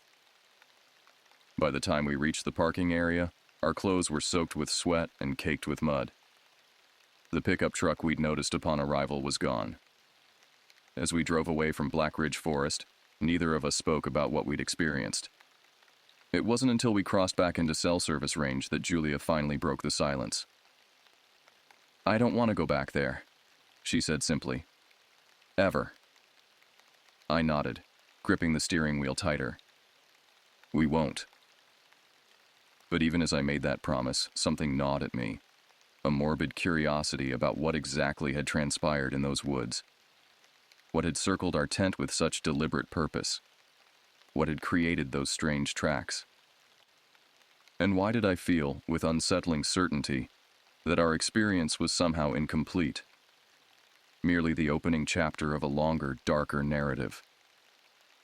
For 6 months following the Black Ridge incident, I avoided camping altogether. Julia and I never discussed the details of that night, though I often caught her staring into space, her thoughts clearly back in those woods. The photos I'd taken of the strange footprints remained on my phone, untouched and unshared. Spring arrived with its promise of renewal, melting away the winter snow and my lingering apprehension. The call of the wilderness grew stronger with each passing day, until I could no longer resist its pull. But I knew Julia wouldn't join me, not after what we'd experienced. Instead, I reached out to my longtime friend Wesley, an experienced outdoorsman who'd spent years as a forest ranger before transitioning to environmental consulting. "Been too long since we've hit the trails," I said during our phone conversation, carefully omitting any mention of Black Ridge. "Agreed," Wesley replied enthusiastically. "Any particular destination in mind?" I hesitated, then suggested Pinecrest Valley, a lesser-known area approximately 4 hours west of our hometown. According to online forums, it featured several primitive campsites accessible only by four-wheel drive vehicles, perfect for those seeking genuine isolation. Wesley agreed to the plan, and we set a date for mid-May 2023. I told Julia it would be a straightforward weekend trip, nothing adventurous. She nodded absently, her focus on grading final exams, but I detected relief in her eyes at not being invited along. The designated weekend arrived with clear skies and moderate temperatures. Wesley and I loaded his rugged Jeep Wrangler with enough supplies for 3 days, including emergency equipment that far exceeded typical requirements. I'd become paranoid about preparedness since Black Ridge. "Planning for the apocalypse?" Wesley joked, eyeing my extensive first aid kit and satellite messenger device. "Just being thorough," I replied with a forced smile. We departed early Saturday morning, reaching the outskirts of Pinecrest Valley by midday. The final approach required navigating an increasingly deteriorated service road that hadn't seen maintenance in years. Wesley navigated the obstacles with practiced skill, guiding the Jeep over washed-out sections and around fallen debris. "Almost there," he announced after an hour of careful driving. "Should be a clearing just ahead, according to the map." Sure enough, the trees parted to reveal a small meadow bordered by towering firs and a rocky outcropping. The remnants of an old campground were visible, 2 weathered picnic tables, a dented metal fire ring, and the dilapidated structures Wesley and I would later identify as outhouses. "Perfect," I said, surveying the area. "Doesn't look like anyone's been here in ages." Wesley nodded in agreement as he parked the Jeep. That's the beauty of these forgotten spots. No weekend warriors, no RVs, no noise. We unloaded our gear and began establishing camp. The afternoon passed pleasantly enough, with Wesley collecting firewood while I set up our tents on opposite sides of the clearing. The weather remained cooperative, with only the occasional cloud drifting across the otherwise blue sky. As evening approached, Wesley suggested exploring our immediate surroundings before darkness fell. We followed a faint trail that led from the clearing toward what sounded like running water. After about 15 minutes of hiking, we discovered a small stream cascading over moss-covered rocks, the perfect source for filtered drinking water. "This place is pristine," Wesley remarked, filling his water bottle. "Hard to believe it's been abandoned." I murmured agreement while scanning the forest around us. Unlike at Black Ridge, nothing felt overtly threatening here. The birds sang normally, small animals rustled in the underbrush, and a gentle breeze carried the scent of pine resin. Yet beneath this veneer of normalcy, something felt slightly off-kilter, a subtle wrongness I couldn't precisely define. We returned to camp as dusk descended, building a modest fire and preparing a dinner of grilled sausages and instant potatoes.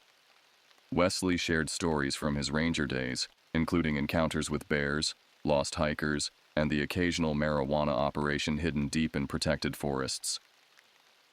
"People underestimate how vast these wilderness areas truly are," he said, poking at the fire with a stick. "You could hide almost anything out here, and chances are it would never be found." The comment sent an involuntary shiver down my back. "Speaking of hidden things," I said, attempting to sound casual, "I need to use the facilities. Which outhouse did you check earlier?" Wesley gestured toward the structures at the far edge of the clearing.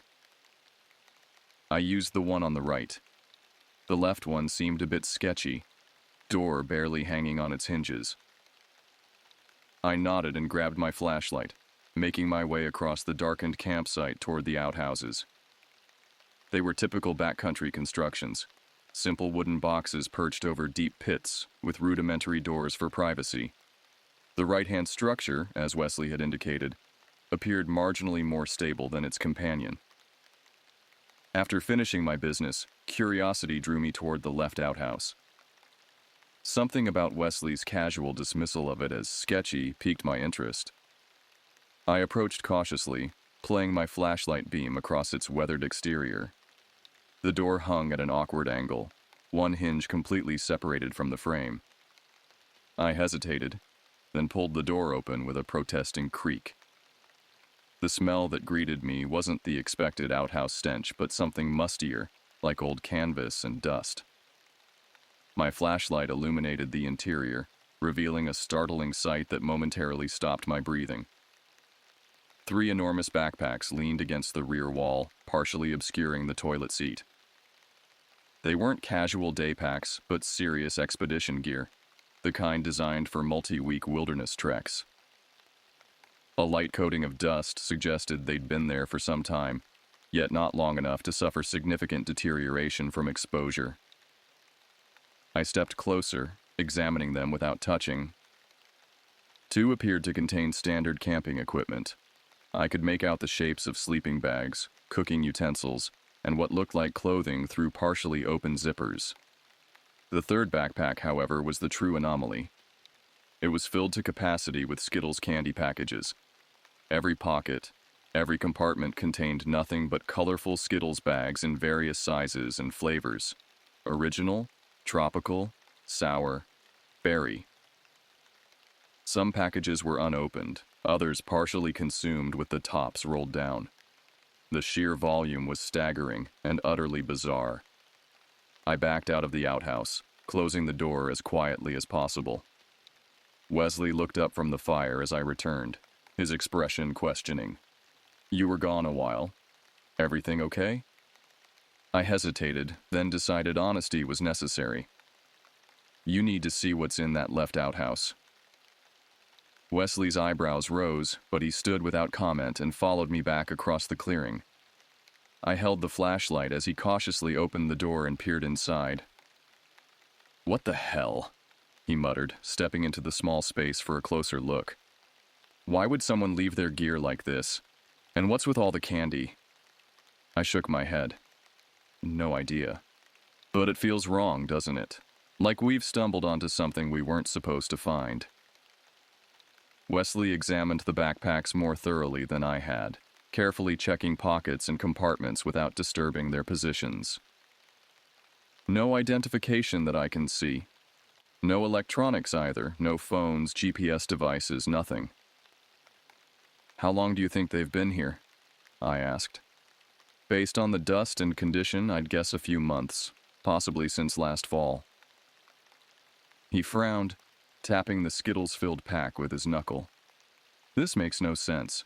Who needs this much candy on a camping trip?" "Maybe it's not about need," I suggested. "Maybe it's about something else entirely." We returned to our campfire, both lost in thought about our discovery. The woods around us suddenly seemed less welcoming, as if the backpacks represented some unspoken threat lurking in the darkness beyond our fire's glow. "Should we report it?"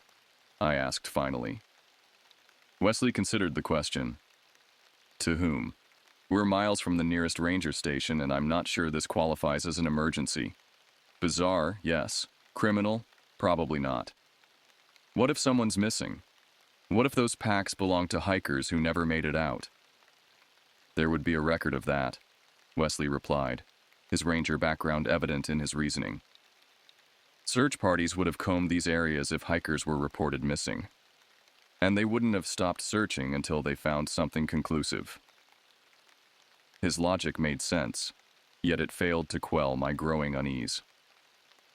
We agreed to stay the night and reassess in the morning.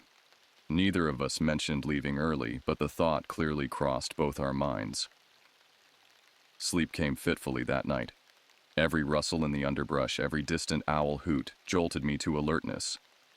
Around 2 a.m., I distinctly heard what sounded like whispering voices just beyond the perimeter of our camp. The murmuring continued for several minutes, too consistent to be wind or animal sounds, yet too indistinct to make out specific words. I lay frozen in my sleeping bag, straining to interpret the sounds. Were they coming closer? Was someone, or something, approaching our tents? Just as I gathered the courage to unzip my sleeping bag and investigate, the whispering stopped abruptly. The ensuing silence felt even more threatening than the mysterious sounds had been. Morning arrived with welcome sunlight streaming through the trees. Wesley emerged from his tent looking as tired as I felt. "Did you hear anything strange last night?" I asked hesitantly. His expression tightened. "Like whispering?" "Yeah, I heard it. Thought I was imagining things." We exchanged troubled glances, the confirmation of shared experience somehow more disturbing than the event itself. By unspoken mutual agreement, we began packing up our camp immediately after a hasty breakfast. As we loaded the Jeep, I glanced repeatedly toward the outhouse containing the mysterious backpacks. Something about them tugged at my consciousness, as if they represented a puzzle piece I couldn't yet fit into place. "We're leaving them there," Wesley said firmly, noting my distraction. "Whatever story they're part of, I don't think we want to know the ending." I nodded reluctantly. He was right, of course. Taking the packs would feel like theft, or worse, like inviting whatever strangeness surrounded them to follow us home. Before departing, we secured the outhouse door as best we could with a length of paracord from Wesley's supplies. It wasn't much, but it might deter casual discovery by the next visitors to this forgotten campsite. The journey back to civilization passed mostly in silence, each of us processing what we'd experienced. Only when we reached the main highway did Wesley finally address the elephant in the room. "I've been camping my entire life," he said, eyes fixed on the road ahead. "I've seen bear attacks, flash floods, and forest fires. But this was different. Wrong somehow. I found myself nodding, like we glimpsed the edge of something larger, something we weren't meant to see. Exactly. Wesley tapped his fingers nervously on the steering wheel, and I can't shake the feeling that it might not be finished with us yet. Those words haunted me during the drive home, echoing in my mind as I greeted Julia and deflected her questions about the trip with vague assurances that everything had gone well. That night, I dreamed of whispering voices and endless forests filled with abandoned possessions, their owners nowhere to be found. Another year passed before I ventured into the wilderness again. The Black Ridge storm and the Pine Crest backpacks had carved deep furrows of doubt into my once unwavering love of the outdoors. Wesley and I remained friends, but tacitly avoided discussing our strange experience. Julia seemed relieved by my diminished enthusiasm for camping, though she never directly referenced her own trauma from that windswept night. By June 2024, however, the pull of nature had strengthened once more. Work stress mounted, with my architectural firm facing impossible deadlines and demanding clients. Home offered little respite, as Julia's parents had moved in temporarily following her father's hip replacement surgery. The walls seemed to close in a little more each day, until the thought of open spaces and solitude became an obsession rather than a preference. I decided on a solo overnight trip, just me and my German Shepherd, Rusty. A simple excursion to clear my head and reconnect with the outdoors on my own terms. I selected a location carefully, Meadow Creek Trail, a well-traveled path in a state park, less than 2 hours from home. Popular enough to feel safe, yet with sufficient space between designated campsites to provide the isolation I craved. Julia raised an eyebrow when I mentioned my plans, but offered no objection. "Take the satellite messenger," was her only comment. I promised I would, grateful for her understanding. The drive to Meadow Creek passed quickly. Arriving mid-afternoon on a Tuesday, I found the trailhead parking area nearly empty. Just 2 other vehicles occupied the gravel lot. Perfect.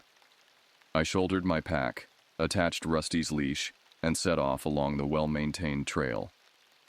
After approximately 2 miles of hiking, I veered off onto a less defined side path that led toward a small stream indicated on my map. Another half-mile brought me to an ideal campsite, a flat area sheltered by mature oak trees, with the stream gurgling nearby. The site showed signs of previous use: a crude fire ring constructed from stones, flattened areas where tents had stood, but no evidence of recent visitors. I established a simple camp, opting for a minimalist tarp shelter rather than a full tent. This arrangement would allow me to observe the night sky while still having protection if weather conditions changed. Rusty explored our surroundings with his nose to the ground, occasionally freezing to point at various animal scents. As evening approached, I prepared a straightforward meal on my backpacking stove. The simple routine of camping tasks felt comfortingly familiar, almost enough to override the wariness I'd carried since previous expeditions. Almost, but not quite. I found myself constantly scanning the tree line, jumping at unexpected sounds, and keeping Rusty close at hand. Twilight deepened into dusk. I lit a small fire more for its psychological comfort than practical necessity. Rusty settled at my feet, occasionally lifting his head to track sounds beyond human perception. The crackle of burning wood and the stream's gentle murmur created a peaceful soundtrack, complemented by the distant calls of whippoorwills and the sporadic rustling of nocturnal creatures. For the first time in months, I felt my muscles truly relax. The tension headache that had become my constant companion gradually receded. I leaned back against my pack, gazing upward as stars emerged in the darkening sky. Perhaps I'd overreacted to those previous experiences. Perhaps they were merely unusual occurrences with perfectly rational explanations that my imagination had distorted into something more sinister. That comforting rationalization lasted precisely until 10:43 p.m. The first indication of trouble came from Rusty. His body stiffened beside me, ears forward, a low growl building in his throat. I sat up, instantly alert, and scanned our surroundings. Nothing appeared unusual in the flickering firelight. "What is it, boy?" I whispered, scratching behind his ears. "Raccoon? Fox?"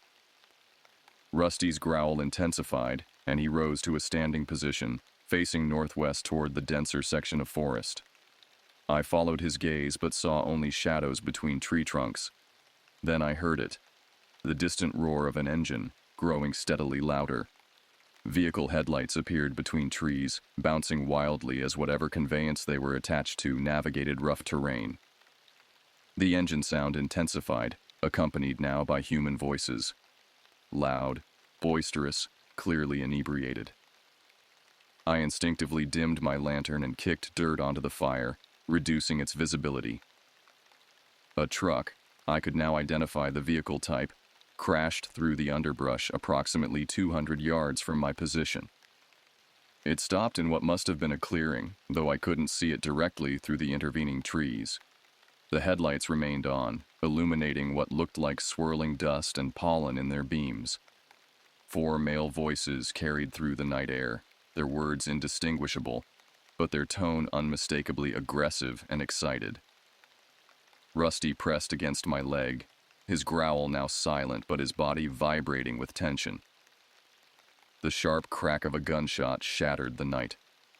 I flinched violently, automatically dropping to a crouch and pulling Rusty down with me. Another shot followed quickly, then a third. Raucous laughter erupted after each report. "Target practice," I muttered to myself, trying to calm my racing heart.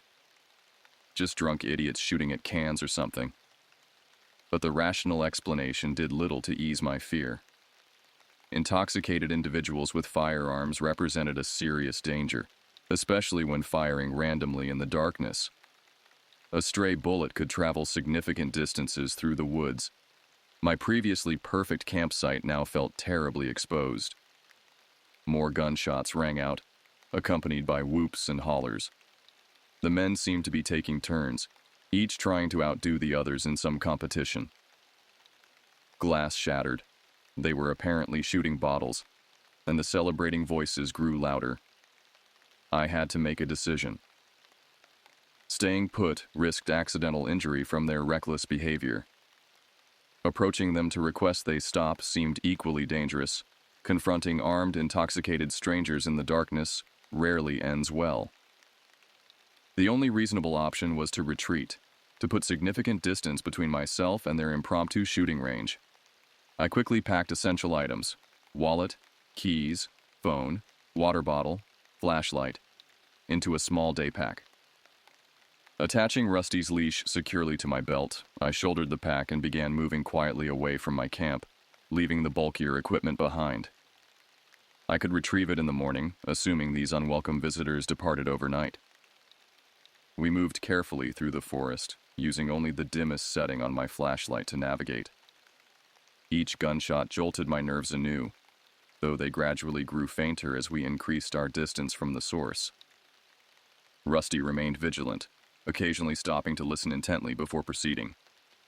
After approximately 40 minutes of methodical hiking, we reached a service road, not the main trail I'd used earlier, but a maintenance path used by park staff. It offered easier traveling than the dense underbrush we'd been traversing. I consulted my map and determined we were heading roughly northeast, eventually intersecting with the park's boundary road. The gunfire had faded to distant pops by this point, but another sensation replaced my fear of stray bullets, the distinct feeling of being followed. Nothing tangible justified this impression. No snapping twigs, no shadowy figures glimpsed in peripheral vision. Just an overwhelming certainty that something tracked our progress through the darkness. Rusty sensed it too. He kept looking back, hackles raised, occasionally stopping completely to stare into the darkness behind us. Each time I would strain to see what captured his attention, but the flashlight beam revealed only empty forest. We continued along the service road for another hour, eventually reaching a junction with a wider gravel path. According to my map, this should lead directly to a secondary parking area approximately 1 mile from our current position. Relief flooded through me at the prospect of reaching civilization, or at least the relative safety of my vehicle. That relief evaporated instantly when Rusty suddenly lunged forward, barking furiously at something in the tree line ahead. I raised my flashlight, illuminating what appeared to be a human figure standing motionless between two massive oak trees. "Hello?" I called out, trying to keep my voice steady. "Is someone there?" No response came. The figure remained perfectly still, just beyond the range where my flashlight could provide clear details. It appeared human-shaped, but somehow wrong, proportions slightly off, posture unnatural. "Park ranger."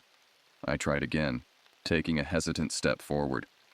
The figure moved suddenly, darting deeper into the woods with unnatural speed.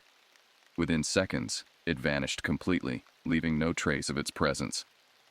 Rusty continued barking, straining against his leash toward the spot where it had stood.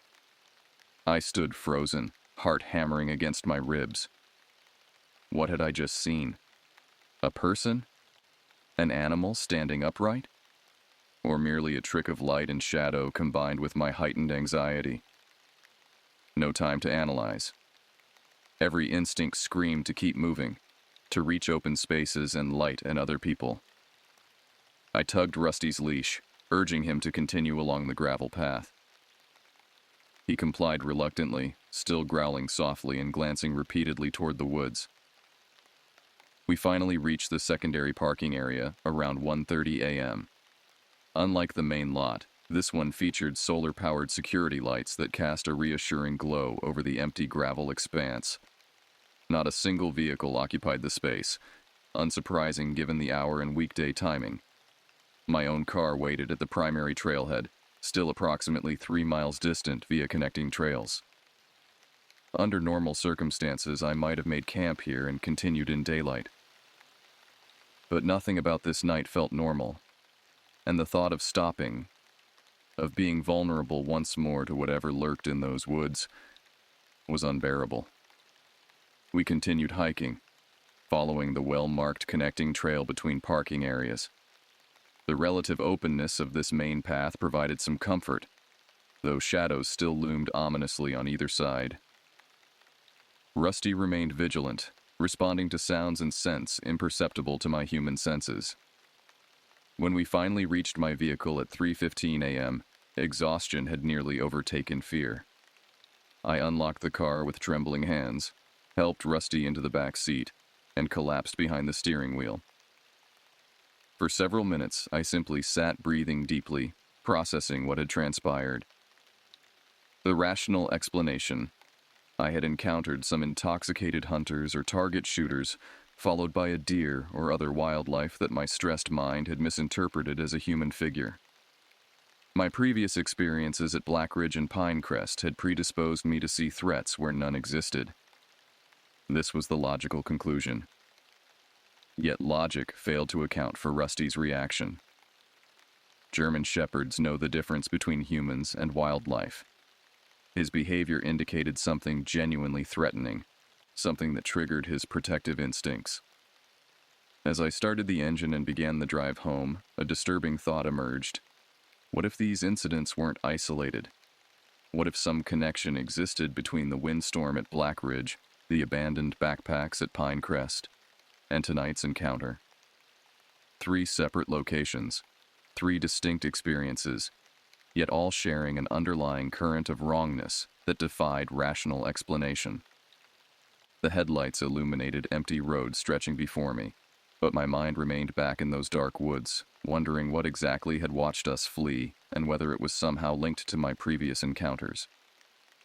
Most troubling of all was the certainty that I would eventually return to the wilderness, drawn by the same inexplicable compulsion that kept bringing me back, despite the mounting evidence that something out there was aware of my presence. Something that perhaps had been watching me all along. I arrived home shortly after dawn, exhausted but too wired for sleep. Julia was already awake, preparing coffee before her early morning classes. She took one look at my haggard appearance and rusty, still alert demeanor and knew immediately that something had gone wrong. "What happened?" she asked, setting aside her mug. For the first time since Blackridge, I told her everything, not just about the previous night's events, but also the strange backpacks at Pinecrest that I'd mentioned only vaguely before. She listened without interruption, her expression growing increasingly troubled as my narrative unfolded. "I think they're connected," I concluded, cradling my own coffee cup and shaking hands. "All three incidents. I can't explain how or why, but there's a pattern forming." Julia remained silent for several moments, processing my words. As a science teacher, she naturally gravitated toward rational explanations, yet I could see her struggling to find one that adequately addressed all elements of my experiences. "Have you considered reporting any of this?" she finally asked. I laughed humorlessly. "And say what exactly?" "Officer, I keep having weird experiences while camping. They dismiss me as paranoid or attention-seeking." "Maybe not," she countered. "The backpacks at least represent tangible evidence. Abandoned property in a remote location could indicate missing persons." Her suggestion had merit, though I'd already discussed this possibility with Wesley after the Pinecrest incident. Still, combined with the other experiences, perhaps it warranted official attention. Later that morning, after Julia departed for school, I contacted the local police department. The dispatcher transferred me to a detective named Russell, who listened patiently to my abbreviated account of finding the backpacks. "When exactly was this discovery made?" he asked, his tone professional but skeptical. "May of last year," I admitted, immediately recognizing how this undermined the urgency of my report. "And you're only reporting it now because—" I struggled to formulate a response that wouldn't sound absurd. "I've had subsequent experiences that made me reconsider its significance." A long pause followed. "Sir, without specific information about individuals in danger, there's little we can act on here. If you'd like to file a formal report about the abandoned property, you're welcome to come to the station." I thanked him and ended the call, knowing I wouldn't follow through. How could I explain my growing conviction that something extraordinary was occurring in our region's forests? Even I recognized how irrational it sounded, despite having experienced it firsthand. For the next several days, I immersed myself in research, seeking similar accounts from other outdoor enthusiasts. Online forums and social media groups dedicated to hiking and camping yielded occasional stories of unexplained phenomena in wilderness settings. Strange sounds, unusual tracks, inexplicable feelings of being watched. Most were dismissed by commenters as wildlife encounters, overactive imaginations, or deliberate fabrications for attention. One thread, however, caught my attention. A hiker described finding a collection of children's toys arranged in a geometric pattern deep in a national forest, miles from any trail or access point. The toys weren't weathered or damaged, suggesting recent placement. No children had been reported missing in the area. The arrangement was methodical, intentional, clearly human-made, yet serving no discernible purpose. The comments followed the expected pattern of skepticism and rational explanations. But one response, from a user identified only as Ranger17, stood out. "These markers appear across different wilderness areas. They're not isolated incidents. Most go unreported or unnoticed. Records exist but aren't public. Some of us have been tracking patterns for years. Location data welcome. DM for secure contact." I stared at those words for a long time, my pulse quickening. Here was potential validation. Someone else who recognized what I was experiencing as part of a broader phenomenon. I immediately sent a private message detailing my 3 incidents, including precise GPS coordinates for the Blackridge and Pinecrest locations. The response came 3 days later. "Your experiences fit established patterns, not coincidental, not imaginary. Occur primarily in forests with old growth components or historical significance. Average 3-7 encounters before escalation. Recommend cessation of solo wilderness activities. Documentation valuable but secondary to personal safety. Will share additional information if you remain uninvolved hereafter. That final sentence struck me as both warning and challenge. Remain uninvolved, as if continuation would constitute active participation in whatever strange phenomenon I'd encountered. The message confirmed my suspicions while simultaneously raising dozens of new questions. What constituted escalation? What historical significance linked my 3 locations? Who was Ranger 17, and how had they accumulated this knowledge? I drafted several replies but sent none. What could I ask that wouldn't sound desperate or obsessive? How could I extract more information without revealing the growing compulsion I felt to understand these experiences? The truth was, despite the fear and confusion, part of me wanted to go back. Not to the same locations, but somewhere similar. Somewhere I might encounter whatever presence lurked in those forests. The rational portion of my brain recognized this impulse as potentially dangerous, even self-destructive. Yet it persisted, a nagging curiosity that whispered continuously from the recesses of my consciousness. July arrived with oppressive heat and humidity. Julia traveled to a 2-week educational conference in Chicago, leaving me alone with Rusty and my increasingly troubled thoughts. I threw myself into work, accepting additional projects that required long hours and intense concentration, anything to distract from the wilderness's siren call. On the 3rd night of Julia's absence, the dreams began. They always started identically. I would find myself standing at the edge of a dense forest as evening approached. The trees before me were ancient, their massive trunks disappearing into canopy shadows. No particular landmarks identified the location, yet it felt intimately familiar, as if I'd visited countless times before. A path led into the woods, barely visible among ferns and underbrush. Despite my dream self's reluctance, my feet would inevitably carry me forward, step by hesitant step, into deepening darkness. The forest closed around me, branches creating a tunnel that permitted only the occasional glimpse of darkening sky overhead. As I progressed deeper along the path, awareness of being observed intensified. Eyes tracked my movement from beyond the trees. Not animal eyes, but something with intelligence and purpose. The sensation was identical to what I'd experienced during my actual wilderness encounters. Eventually, the path would open into a small clearing dominated by a single massive tree at its center. The tree's species varied from dream to dream, sometimes an ancient oak, sometimes a towering pine, occasionally something unidentifiable with oddly shaped leaves. But its presence always conveyed the same message: arrival at a destination. At this point in each dream, the observing presence would emerge from behind the central tree. It never fully revealed itself, remaining partially obscured by trunk or shadow. I could discern only fragments: an elongated limb, a suggestion of height exceeding normal human proportions, occasionally a face that seemed almost but not quite human. And then it would speak, not with audible words but directly into my mind.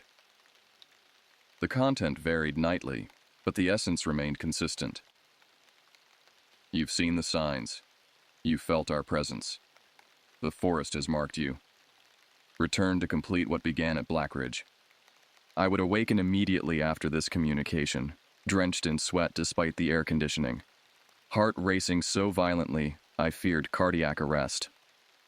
Rusty always sensed my distress, pressing against me and whining softly until my breathing normalized.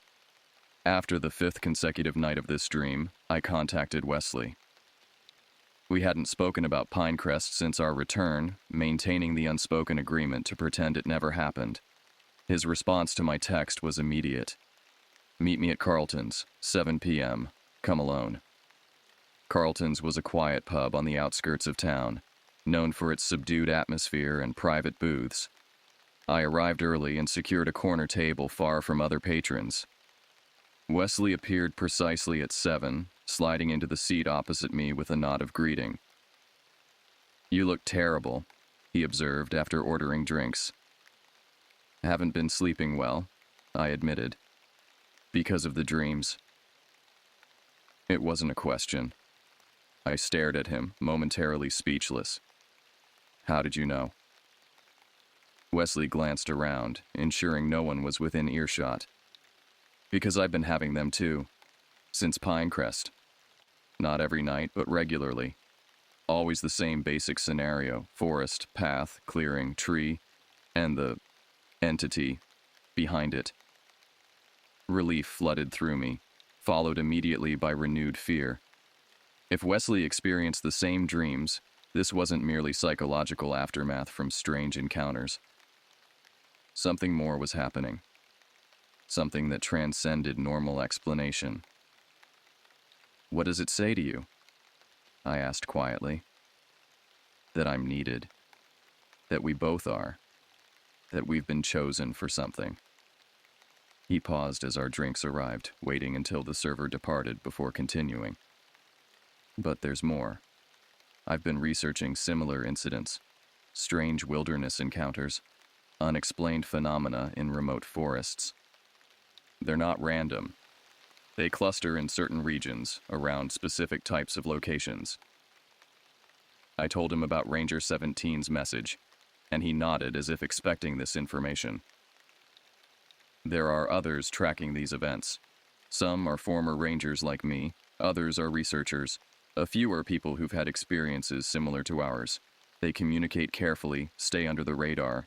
Information is compartmentalized, shared only when necessary. Why all the secrecy? I asked. Wesley took a long sip of his drink before answering. Because previous attempts to investigate openly have ended badly. People disappeared. Research was confiscated. Official denials issued. Whatever this is, someone, or something, doesn't want it widely known. The implications chilled me. Are you saying there's a cover-up? Some government conspiracy? I'm saying I don't know exactly what we're dealing with. But I do know it's real, it's purposeful, and it's escalating. He leaned forward, lowering his voice further. The dreams aren't random. They're communication. Invitation or warning, I'm not sure which. But they're leading towards something significant. The entity in my dreams specifically mentions Blackridge, I said. It says I need to return there to complete something that began during that first incident. Wesley's expression darkened. Mine references Pinecrest. Same basic message. Unfinished business. Need to return. I've been resisting the urge, but it's getting stronger. We sat in silence for several minutes, each processing the implications of our shared experience. Finally, Wesley spoke again. We have two options. We can ignore the dreams, avoid the forests, try to resume normal lives and hope whatever this is eventually loses interest in us. Or we can go back, I finished. Confront it directly, discover what it wants. That's the choice, and we need to make it soon. The dreams are increasing in frequency and intensity, at least for me. I suspect it's the same for you. I nodded, unable to deny this observation. What do you think we should do? Wesley considered the question carefully. I think ignoring it is temporary at best. These experiences, these dreams, they're targeted, deliberate. Whatever intelligence is behind them has invested significant effort in establishing contact. It won't simply give up if we try to disengage. So we go back, I said, my voice barely audible. We prepare thoroughly, document everything, establish communication protocols with trusted individuals who remain outside the forests. And yes, we return, not from foolish curiosity, but because ignoring this communication may ultimately prove more dangerous than acknowledging it. As our conversation concluded, a plan began forming. Cautious, methodical, designed to maximize safety while pursuing answers. We would go our separate ways initially, Wesley to Pinecrest, I to Blackridge, each following the specific summons we'd received. We would carry satellite messengers with emergency protocols established, check in with each other at predetermined intervals, and maintain detailed records of everything we observed. Driving home that night, I experienced a curious mixture of dread and anticipation. The decision to return felt simultaneously like surrender to an external force and reclamation of personal agency. Whatever awaited in those forests, facing it deliberately seemed preferably to the continued psychological siege of dreams and compulsions. I spent the following days preparing meticulously, gathering equipment, studying maps, establishing safety protocols. I told Julia nothing of these plans, knowing she would object strenuously. Her conference provided a convenient window of opportunity, though I recognized the moral questionability of this deception. As the designated date approached, the dreams intensified further. The entity behind the tree became more distinct, its messages more urgent. "Time grows short," it communicated. "The convergence approaches. Your presence is required at Blackridge." The night before my planned departure, I dreamed of the clearing once more.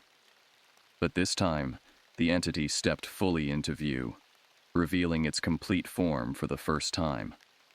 I jerked awake before my conscious mind could process what I'd seen, left only with fragmentary impressions: height, impossible proportions, features that shifted between recognizable and utterly alien, and a growing certainty that whatever awaited at Blackridge would irrevocably alter my understanding of reality itself. July 17th, 2024. The date burned in my consciousness as I loaded my vehicle before dawn, double-checking essential equipment while Rusty observed with concerned eyes. I'd arranged for a neighbor to care for him during my absence. This journey was too uncertain, too potentially dangerous to risk his safety. The previous night, Wesley and I had finalized our plans during a tense phone conversation. "Synchronize departures at 6 a.m. tomorrow," he'd instructed. "We'll reach our respective destinations approximately mid-afternoon, establish base camps, and maintain hourly radio contact until sundown. If either of us misses 2 consecutive check-ins, the other initiates emergency protocols immediately." "And if we both encounter something simultaneously?" I'd asked, the possibility weighing heavily. "Then our outside contact takes action." Wesley had arranged for a former colleague, another ex-ranger named Diane, to monitor our satellite tracker signals. If both stopped moving or disappeared entirely, she would alert authorities with our last known coordinates. As I navigated the familiar route toward Blackridge State Forest, anxiety and anticipation battled for dominance. The morning sky displayed ominous clouds gathering on the western horizon, not yet threatening but carrying the distinct possibility of afternoon storms. Appropriate atmospheric conditions, I thought grimly, considering my previous experience there. The drive passed in a blur of tense silence. I deliberately avoided radio or music, wanting my senses fully attuned to both external environment and internal reactions. Occasionally, my satellite phone chirped with messages from Wesley, confirming his progress toward Pinecrest. I reached the Blackridge Ranger Station shortly after noon. Unlike my previous visit with Julia, I found the small wooden building locked and unattended, with a posted notice indicating reduced staffing due to budget constraints. A self-registration box contained permits for backcountry camping. I completed the necessary form, noting my intended campsite location near Old Growth Loop, the same area where Julia and I had experienced the windstorm. The access road remained unchanged, still winding through increasingly dense forest that seemed to swallow daylight. As I penetrated deeper into Blackridge territory, cell service predictably vanished, leaving only the satellite messenger as my connection to the outside world. I sent a brief update to Wesley. "Approaching destination. All normal so far." His response arrived minutes later. "Same here. Stay alert." The parking area near Old Growth Loop contained 3 vehicles. More company than I'd anticipated, but potentially reassuring if circumstances deteriorated. I gathered my equipment, securing a heavy pack containing supplies for 3 days, though I hoped answers would come sooner than that. The hike to our previous campsite proceeded without incident. The trail showed signs of regular use, with occasional boot prints in muddy sections indicating recent visitors. Birdsong accompanied my journey, along with the usual rustling of small mammals and underbrush. Nothing suggested the otherworldliness I'd experienced previously, just an ordinary forest on a summer afternoon. I reached the clearing around 2:30 p.m. The weather had deteriorated during my hike, with darker clouds gathering overhead and distant thunder grumbling from the west. Unlike my trip with Julia, no protective rock formation graced this site. I would be exposed to whatever atmospheric conditions developed. Setting up camp efficiently, I established a small tent, organized supplies for easy access, and created a rudimentary fire pit. The satellite messenger remained within reach at all times, its signal light blinking reassuringly. I contacted Wesley upon completion. Camp established, weather deteriorating. No anomalous observations yet. His reply came promptly. Similar situation here. First subtle indicators of presence. Unusual silence. Birds departed. Stay vigilant. That message triggered heightened awareness. I scanned my surroundings more carefully, noting that indeed the birdsong had diminished since my arrival.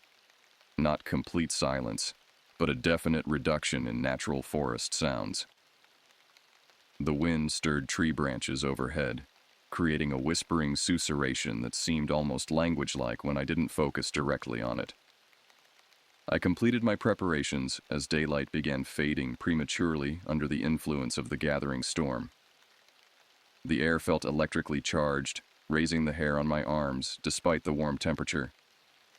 Beyond the clearing's edge, shadows deepened between tree trunks, creating the illusion of movement when viewed peripherally.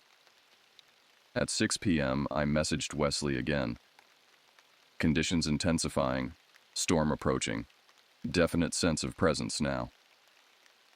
Minutes passed without response. I checked the messenger signal, still active, still connected.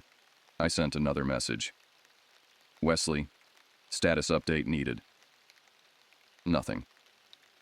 Concern building, I initiated our agreed emergency protocol, sending a coded message that would prompt Diane to begin monitoring our situation more actively. Just as I completed this transmission, Wesley's delayed response arrived. Something approaching camp, not human. Multiple entities, moving in coordinated pattern. Will attempt documentation. My pulse accelerated dramatically. Before I could respond, he sent another message. Stay where you are. Do not change locations. They're herding, not hunting, positioning us deliberately. The implications chilled me despite the warm evening air. Whatever these phenomena represented, they appeared to be manipulating our movements, creating some predetermined configuration with Wesley at one point and me at another. For what purpose, I couldn't begin to guess. Thunder crashed overhead, much closer now. Fat raindrops began pattering against the forest canopy, gradually intensifying into a steady downpour. I retreated to my tent, leaving the entrance unzipped for maximum visibility of the clearing. At 7:12 p.m., the forest fell completely silent. Not gradually, not in the natural progression of animals seeking shelter from the storm. One moment, the normal background sounds of a forest in rainfall, water dripping, leaves rustling, distant wildlife calls. The next moment, absolute stillness except for the rain itself. My breath caught in my throat. This was identical to what had preceded the anomalous windstorm during my previous visit. I sent an urgent message to Wesley. Complete silence has begun, precisely as before. Advise. No response came. Lightning flashed, illuminating the clearing in stark white brilliance. In that frozen moment of illumination, I saw them, figures standing motionless at the forest's edge. Not just one or two, but a complete circle surrounding my clearing. The flash ended before I could process details, returning me to darkness with only the afterimage burned into my retinas. Thunder followed immediately, so powerful it vibrated through the ground beneath my tent. I fumbled for my flashlight, hands trembling so violently I nearly dropped it. Another lightning flash revealed the figures had moved closer, now standing just within the clearing's perimeter. I activated the flashlight, sweeping its beam toward where I'd seen the nearest figure. Nothing appeared in the artificial illumination, just rain-soaked undergrowth and tree trunks. Yet when lightning flashed again, the figures remained clearly visible, now arranged in what appeared to be a geometric pattern across the clearing. Understanding crystallized with terrible clarity. These entities existed just outside normal perception, visible only in the liminal moment of lightning's illumination. My flashlight beam passed through their positions without revealing their presence. With shaking hands, I activated my phone's camera. If I couldn't see them continuously, perhaps I could capture their image. I waited for the next lightning flash, then rapidly took multiple photos in succession. Another message arrived from Wesley. They've encircled my position, visible only during lightning, attempting communication. That last phrase shot adrenaline through my system. Communication? How? I typed hurriedly. What method? Verbal? Physical? His response came after an agonizing delay. Mental impression. Direct. Non-linguistic, but translatable. They're indicating something about convergence points. Energy nexus. You and I positioned at critical junctions. As I absorbed these words, the storm's intensity increased dramatically. Wind that had been merely gusty transformed into a roaring force that bent trees to dangerous angles. Rain fell in horizontal sheets, pummeling my tent with such force that I feared structural failure. Lightning flashed continuously now, providing sustained glimpses of the figures, which had arranged themselves in 2 concentric circles around my position. In one extended flash, I finally observed details I'd missed previously. The entities possessed humanoid structure, but with disturbing differences. Elongated limbs with too many joints, torsos impossibly thin, heads that seemed to shift between forms when viewed directly. Most troubling was their movement. Not the smooth motion of living organisms, but staccato transitions between positions, as if they existed in fractured time. A message notification drew my attention back to the satellite device. They're conducting some form of ritual, energy harnessing. We are catalysts, not participants. Black Ridge and Pinecrest are nodes in larger network. Previous visitors left altered, carrying energy signature.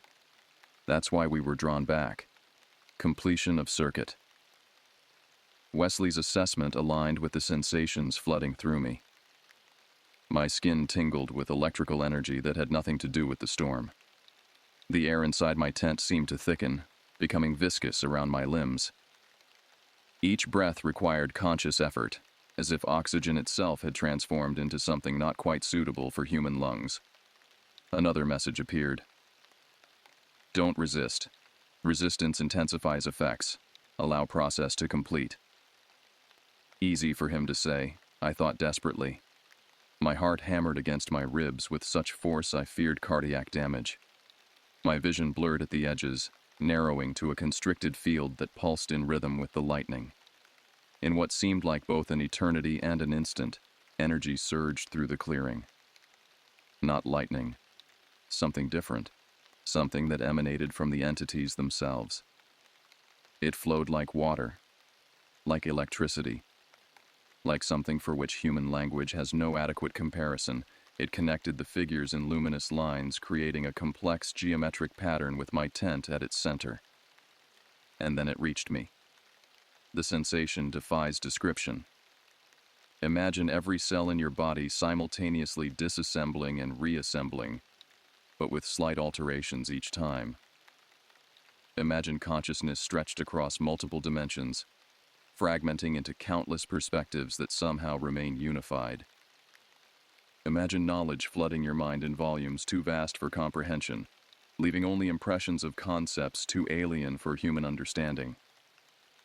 I experienced all this and more in what objective time would measure as approximately 3 minutes. When awareness of normal reality returned, the storm had passed. Moonlight filtered through dispersing clouds, illuminating a clearing that showed no evidence of the entity's presence. My tent remained intact despite the tempest's fury. The forest had resumed its normal nighttime sounds, Insects chirping, occasional owl calls, leaves rustling in gentle breeze. With trembling fingers, I checked my phone, scrolling through the photos I'd taken during lightning flashes. Nothing appeared in the images except empty clearing and rain-streaked darkness. No figures, no energy patterns, no evidence whatsoever of what I'd witnessed. A final message waited on the satellite device. Process complete. Transformation initiated. Return home.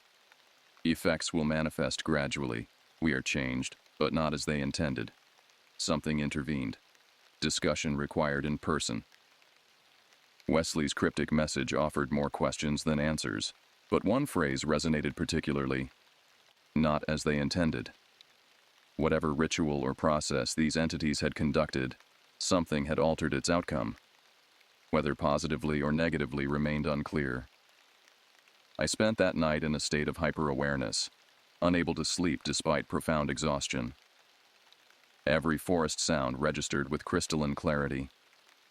Colors appeared more vivid in the moonlight, with spectra visible beyond what I'd previously perceived. My thoughts moved with unusual fluidity, making connections between disparate concepts that would have eluded me before. At dawn, I dismantled my camp and began the hike back to my vehicle. The forest seemed simultaneously familiar and profoundly changed, not in physical appearance, but in the way I perceived it. Layers of reality I'd never noticed now revealed themselves in subtle ways. Patterns of energy flowed through tree roots beneath the soil.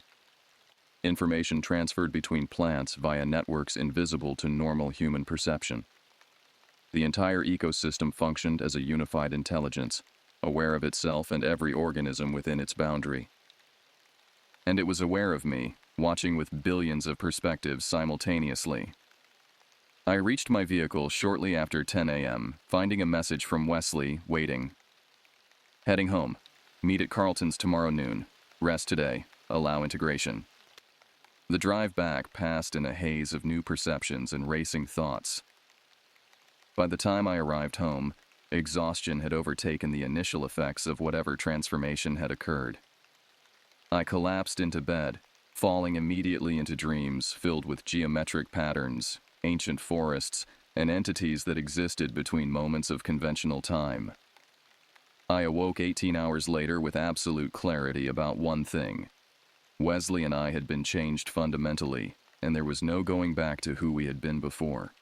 The wilderness had marked us, not as victims or even as chosen ones, but as unwitting participants in something vast and incomprehensible, something that connected Black Ridge, Pinecrest, and countless other locations in a network older than human civilization.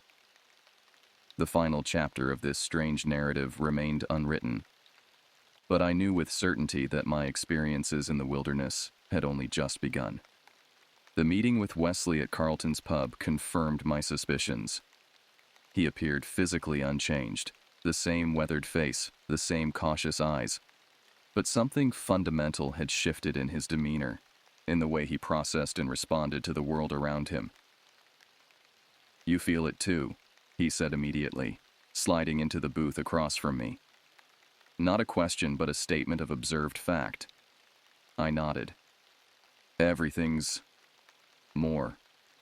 Colors, sounds, connections between things, and dreams unlike anything before. Wesley glanced around the pub before leaning forward. I've spent the last 36 hours researching. There are accounts throughout history, across cultures, describing experiences similar to ours. Indigenous oral traditions speak of forest spirits that transform chosen individuals. Medieval European texts mention the changed ones who return from wilderness with expanded awareness. Modern reports document unexplained perceptual alterations following encounters in remote natural settings. What happened to us? I asked, though I suspected neither of us could fully answer that question. Based on the communications I received during the event, we experienced some form of energy transfer or consciousness modification. The entities at Pinecrest and Black Ridge serve as conduits or facilitators for a process connected to the forest itself, or perhaps to something that uses forests as interface points with our reality. His explanation aligned with my own intuitive understanding, though putting these concepts into language felt like describing color to someone who had never experienced sight. You mentioned something intervened, I reminded him. That we were changed, but not as they intended. What did you mean? Wesley's expression darkened. During the height of the phenomenon, I perceived another presence. Not the entities surrounding us, but something else entirely. Something that intercepted or altered whatever energy was being channeled through us. I can't explain it precisely, but I received a distinct impression that the original purpose was subverted somehow. For better or worse. Unknown. He took a long drink from his water glass. But I suspect we'll discover the answer soon enough. These alterations to our perception aren't static. They're evolving, expanding. Each night, my dreams take me deeper into understanding that remains just beyond conscious grasp during waking hours. I described my own dreams, vast networks of light connecting specific locations across landscapes, pulses of energy flowing between nodes, ancient patterns repeated throughout natural systems. Wesley nodded in recognition. We're seeing the same thing from slightly different perspectives, he concluded. The question is, what are we meant to do with this awareness? That question hung between us, unanswerable, yet pressing. If our transformation served some purpose beyond mere alteration of consciousness, what actions were we now obligated or destined to perform? Our discussion continued for hours, comparing experiences, theories, and the limited historical precedents we'd uncovered. By the time we parted, we'd agreed to maintain regular contact, document our ongoing perceptual changes, and research additional locations that might serve as nodes in the network we'd glimpsed. Julia returned from her conference the following day, immediately noticing something different about me despite my attempts to appear unchanged. What happened while I was gone? She asked directly, studying my face with concern. You look, I don't know, not quite yourself. I considered lying, manufacturing some story about stress or minor illness. But our relationship deserved better, and perhaps more importantly, I needed someone beyond Wesley to understand what was occurring. So I told her everything. The dreams that had plagued me since our Black Ridge experience. The online research that led me to Ranger 17. My return to the forest, and the inexplicable transformation that followed. I described the entities visible only during lightning flashes, the geometric patterns of energy, and the altered perceptions I now experienced continuously. To her credit, Julia listened without interruption, her expression shifting between concern, disbelief, and reluctant consideration. When I finished, she remained silent for several moments, processing everything I'd shared. I believe that you believe this happened, she said finally, choosing her words with careful precision. And I can't deny that something about you seems different. Your eyes, the way you move, even how you've been looking at ordinary objects around the house. Something has changed. But you don't believe my explanation, I concluded, unsurprised. I'm a science teacher, she replied. My first inclination is to seek rational explanations. Stress-induced hallucinations, perhaps some environmental toxin in that forest that affects neurological function, maybe even a minor stroke or other medical condition that's altered your perception. I nodded, acknowledging the reasonableness of her skepticism. That said, she continued, I was with you at Black Ridge. I felt that unnatural silence before the storm. I saw that shadow outside our tent, so I can't dismiss everything you're describing as purely imaginary. Her partial acceptance provided unexpected relief. I hadn't realized how much I needed validation from someone outside the experience itself, someone whose perception remained firmly anchored in conventional reality. I want you to see a doctor, she added. Not because I think you're crazy, but because some aspects of what you're describing could have medical causes we need to rule out. I agreed to this reasonable request, though I knew medical examination would reveal nothing physically wrong with me. Whatever had changed existed beyond the parameters of conventional medical understanding. The following weeks established a new pattern of existence. During daylight hours, I maintained the appearance of normalcy, attending work meetings, completing architectural drawings, engaging in routine conversations. But each activity now carried an additional layer of perception, a heightened awareness of underlying patterns and connections invisible to others. I could sense the emotional states of colleagues before they spoke. Building materials revealed their molecular structures to my enhanced perception. Urban environments displayed energy flows between structures, people, and natural elements that persisted despite concrete and steel barriers. Nights brought increasingly complex dreams, not just observations of the energy network I'd glimpsed at Blackridge, but apparent instructions for interacting with it. Specific locations appeared repeatedly. Coordinates burned into my dreaming consciousness with urgent intensity. Some were familiar: Blackridge, Pinecrest, Meadow Creek. Others represented places I'd never visited, scattered across the continental United States and beyond. Wesley experienced similar nocturnal guidance, as our regular communications confirmed. We began mapping these locations, searching for patterns in their geographic distribution. Gradually, a geometric structure emerged, nodes positioned at precise intervals, forming what appeared to be a vast circuit across the North American landscape. Medical examinations revealed nothing unusual beyond slightly elevated brainwave activity during sleep studies. Blood work, neurological assessments, and psychiatric evaluations all returned essentially normal results. The doctors found no physical cause for my reported perceptual changes, eventually suggesting stress management techniques and possible anxiety medication. I declined the latter, knowing pharmaceuticals would likely interfere with whatever process continued unfolding within my altered consciousness.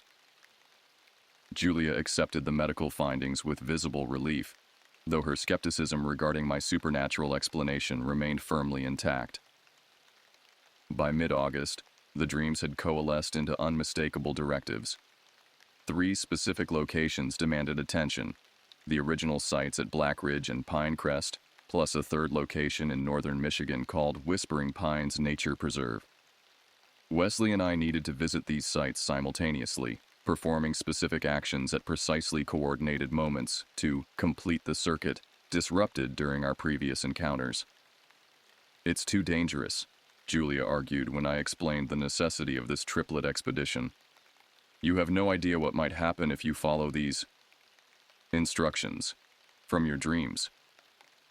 "That's true," I acknowledged, "but I also don't know what might happen if we ignore them. These directives feel increasingly urgent, like a countdown to something significant." "That's exactly what worries me," she countered. "What if this something significant is harmful? What if these entities are manipulating you toward destructive ends?" Her concern was valid. Neither Wesley nor I could be certain of the ultimate purpose behind our transformation and subsequent guidance. The intervention he'd sensed during our separate rituals suggested competing agendas among whatever forces operated through these forest nodes. After extensive discussion, we developed a compromise approach. Wesley and I would visit our designated locations as instructed, but with substantial safety measures in place. A network of trusted individuals, including Julia, Wesley's ex-ranger colleague Diane, and a small group of others who'd experienced similar phenomena, would monitor our activities via satellite tracking and scheduled communications. Any deviation from established protocols would trigger immediate intervention. The date established by our dreams fell on the autumn equinox, September 22, 2024. The timing suggested significance beyond mere calendar designation, perhaps related to astronomical alignments that affected energy flows through the node network. Preparations consumed the weeks leading up to this date. We gathered specialized equipment based on dream instructions, crystals of specific mineral compositions, copper wire of particular gauge, instruments for measuring electromagnetic fluctuations. None of these items seemed inherently dangerous. which provided some reassurance regarding the intended outcome. As the equinox approached, my perceptual alterations intensified further. Ordinary objects occasionally appeared transparent, revealing internal structures normally hidden from view. Time periodically fluctuated, accelerating or slowing subjectively while clocks maintained their steady pace. Most dramatically, I began perceiving what seemed to be alternative versions of locations, glimpses of how spaces had appeared in the past or might appear in potential futures. Julia observed these episodes with increasing concern, particularly when I would suddenly stop mid-conversation, transfixed by perceptions invisible to her. "You look like you're seeing ghosts," she commented during one such moment. "Not ghosts," I corrected gently. "Just different layers of what's always been here." The morning of September 22nd arrived clear and cool, perfect conditions for the tasks ahead. Wesley would return to Pinecrest while I journeyed back to Blackridge.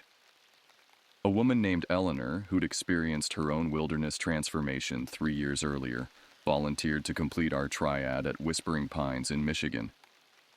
Julia embraced me tightly before my departure. "Come back," she whispered against my shoulder. "Not just physically. Come back fully to this reality." I promised to try, though uncertainty clouded that commitment.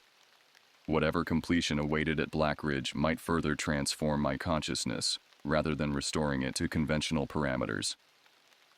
The drive to Blackridge passed in contemplative silence. Forests along the highway revealed their underlying energy networks to my enhanced perception.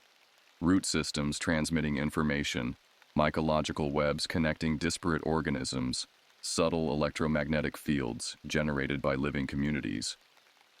By the time I reached the ranger station, ordinary physical reality seemed merely the outermost layer of a much deeper, more complex system. Unlike my previous visit, the station was staffed today. The ranger on duty, a middle-aged woman with knowing eyes, processed my permit request without comment, though something in her expression suggested recognition of what I represented. Had she encountered others like me before? Did she serve some role in the larger pattern? I considered asking directly, but decided against it. Some knowledge was best acquired through proper channels, not premature questioning. The hike to my designated location proceeded efficiently. Not the previous campsite near Old Growth Loop, but a different clearing approximately 1 mile further along the ridge, a spot that had featured prominently in recent dreams. I reached it by early afternoon, exactly as planned. The clearing itself appeared unremarkable to conventional perception, roughly circular, perhaps 40 feet in diameter, surrounded by mature eastern hemlock trees. But my enhanced senses revealed what others would miss. The clearing sat precisely at an intersection of multiple underground energy lines. The soil itself vibrated at a frequency just beyond normal human perception. The air contained higher concentrations of negatively charged ions than surrounding areas. Following dream instructions, I established a specific configuration of the items I'd brought. Copper wire arranged in geometric patterns, crystals positioned at precise intervals along these lines, measurement devices activated to record electromagnetic fluctuations. The entire setup, when viewed from above, would resemble a complex circuit board or perhaps an ancient magical sigil, depending on one's interpretive framework. As evening approached, I contacted Wesley and Eleanor via satellite messenger, confirming their parallel progress at their respective locations. All 3 sites were now prepared identically, awaiting only the final activation sequence scheduled for sunset. The appointed hour arrived with atmospheric perfection. Clear skies painted in spectacular oranges and pinks as the sun descended toward the horizon. I began the activation process exactly as instructed in my dreams. Specific crystals triggered in sequence, copper connections established one by one, verbal intonations at precise frequencies. As the final element clicked into place, the clearing transformed. Energy surged visibly through the copper pathways, illuminating the geometric pattern in pulsating blue-white light. The ground beneath my feet trembled, not violently but with purposeful vibration. The surrounding hemlocks swayed in perfect synchronization despite the absence of wind. And then they appeared. The entities from my previous encounter, now fully visible without need for lightning's illumination. They formed a circle around the clearing's perimeter, their elongated forms more clearly defined than before. I could now perceive that what had seemed like unusual proportions actually represented additional dimensional aspects that human perception normally filtered out. They weren't moving through our reality so much as intersecting with it, their true forms extending into spaces beyond conventional three-dimensional understanding. One entity stepped forward, or perhaps more accurately, shifted the focus of its intersection with our dimensional plane. It communicated not through sound, but through direct mental impression. The circuit nears completion. 3 nodes activated simultaneously create the necessary triangulation. The intervention during previous attempt required this additional effort. I processed this information, forming a response as mental imagery rather than words. What is the purpose of this circuit? Balance restoration. The entity's communication carried complex conceptual weight beyond simple translation. Your species has severed connections between consciousness layers. This severance threatens stability of intersecting realities. We repair through human conduits who maintain physical presence in your dimensional expression. Another mental question: why us specifically? Compatibility factors, receptivity patterns, previous lifetime intersections. The entity shifted position slightly, its form rippling with colors beyond normal visual spectrum. You volunteered before embodiment, memory occluded by incarnation limitations. This revelation stunned me momentarily. Had Wesley, Eleanor, and I actually agreed to this role before birth? Did we carry some pre-existing connection to these entities or the work they performed? Before I could pursue this line of questioning, energy surged through the copper circuit with renewed intensity. The entity communicated with increased urgency. Full activation commences. Stabilize your consciousness pattern. Maintain focus on triangulation coordinates. I centered my awareness as instructed, visualizing the 3-point connection between Black Ridge Pinecrest and Whispering Pines. Energy flowed between these points, creating a triangular field that expanded beyond physical locations into some other dimensional aspect. What happened next defies adequate description in human language. The fabric of reality itself appeared to fold, creating a temporary aperture between dimensional planes. Through this opening flowed something that registered in my perception as both energy and information. Vast quantities of data encoded in patterns that rewrote portions of local reality structure. The entities surrounding my clearing channeled this flow, directing it through the copper circuits and crystal nodes I'd established. My own consciousness served as some form of translator or transformer, converting the incoming energy information into formats compatible with Earth's particular dimensional frequency. At the height of this process, I experienced direct communion with Wesley and Eleanor, despite our physical separation by hundreds of miles. Our 3 consciousnesses briefly merged, functioning as aspects of a unified awareness overseeing the entire operation. In that temporary union, I glimpsed the full magnitude of what we were participating in. A planetary healing process addressing damage inflicted by humanity's separation from natural systems and deeper reality structures. The circuit completion lasted approximately 17 minutes according to the monitoring equipment, though subjective experience suggested both much shorter and vastly longer durations simultaneously. As the energy flow gradually diminished, the dimensional aperture closed, the entities withdrew from their interactive formation, and normal perception reasserted itself within the clearing. But normal now incorporated far more than before. My already enhanced awareness had expanded exponentially. I perceived not just energy patterns and hidden connections, but the actual informational structure underlying physical reality. The forest around me existed simultaneously as matter, energy, information, and consciousness, all equally valid expressions of the same fundamental matrix. More significantly, I understood my role within this system with newfound clarity. The entities hadn't merely used us as passive conduits, they had activated dormant capacities within human consciousness that served crucial functions in maintaining reality coherence across dimensional interfaces. We weren't the first to undergo this activation, nor would we be the last. Throughout human history, individuals had been selected, transformed, and enlisted in this ongoing work, sometimes knowingly, often unknowingly. Indigenous shamans, religious mystics, inspired scientists, visionary artists, many had been partially activated to perform aspects of the same function we now embodied more completely. As night fell fully over Black Ridge Forest, I gathered my equipment with movements that felt simultaneously familiar and entirely new.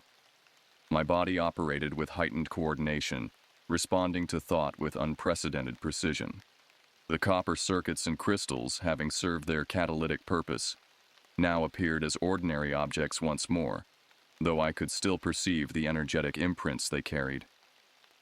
Messages from Wesley and Eleanor confirmed they had experienced parallel processes with similar outcomes. Our shared consciousness connection had diminished after the circuit's completion, but remained accessible with focused intention. We could communicate directly when necessary, though standard methods would suffice for routine coordination. I hiked back to my vehicle under a star-filled sky that revealed patterns invisible to conventional human perception.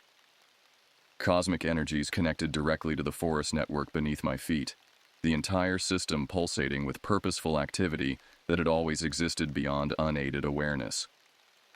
The drive home unfolded through landscapes transformed by my expanded perception.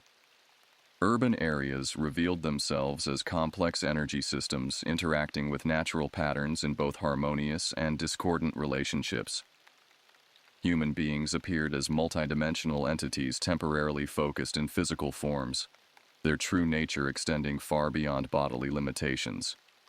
Julia waited anxiously on our front porch, her relief palpable as my car pulled into the driveway. She rushed forward as I emerged, then stopped abruptly several feet away, her expression shifting from welcome to uncertainty. "Your eyes," she whispered. "They're different." I smiled gently, understanding her discomfort. "Everything's different now. But I'm still me, Julia. Just more than before." She approached cautiously, studying my face in the porch light. What happened out there? How could I possibly explain what had transpired? What words could capture the dimensional interfaces, the reality restructuring, the activation of dormant consciousness functions? Even with my enhanced communication abilities, some experiences remained beyond language's capacity to convey. "I helped repair something broken," I said simply. "Something important for everyone, whether they know it or not."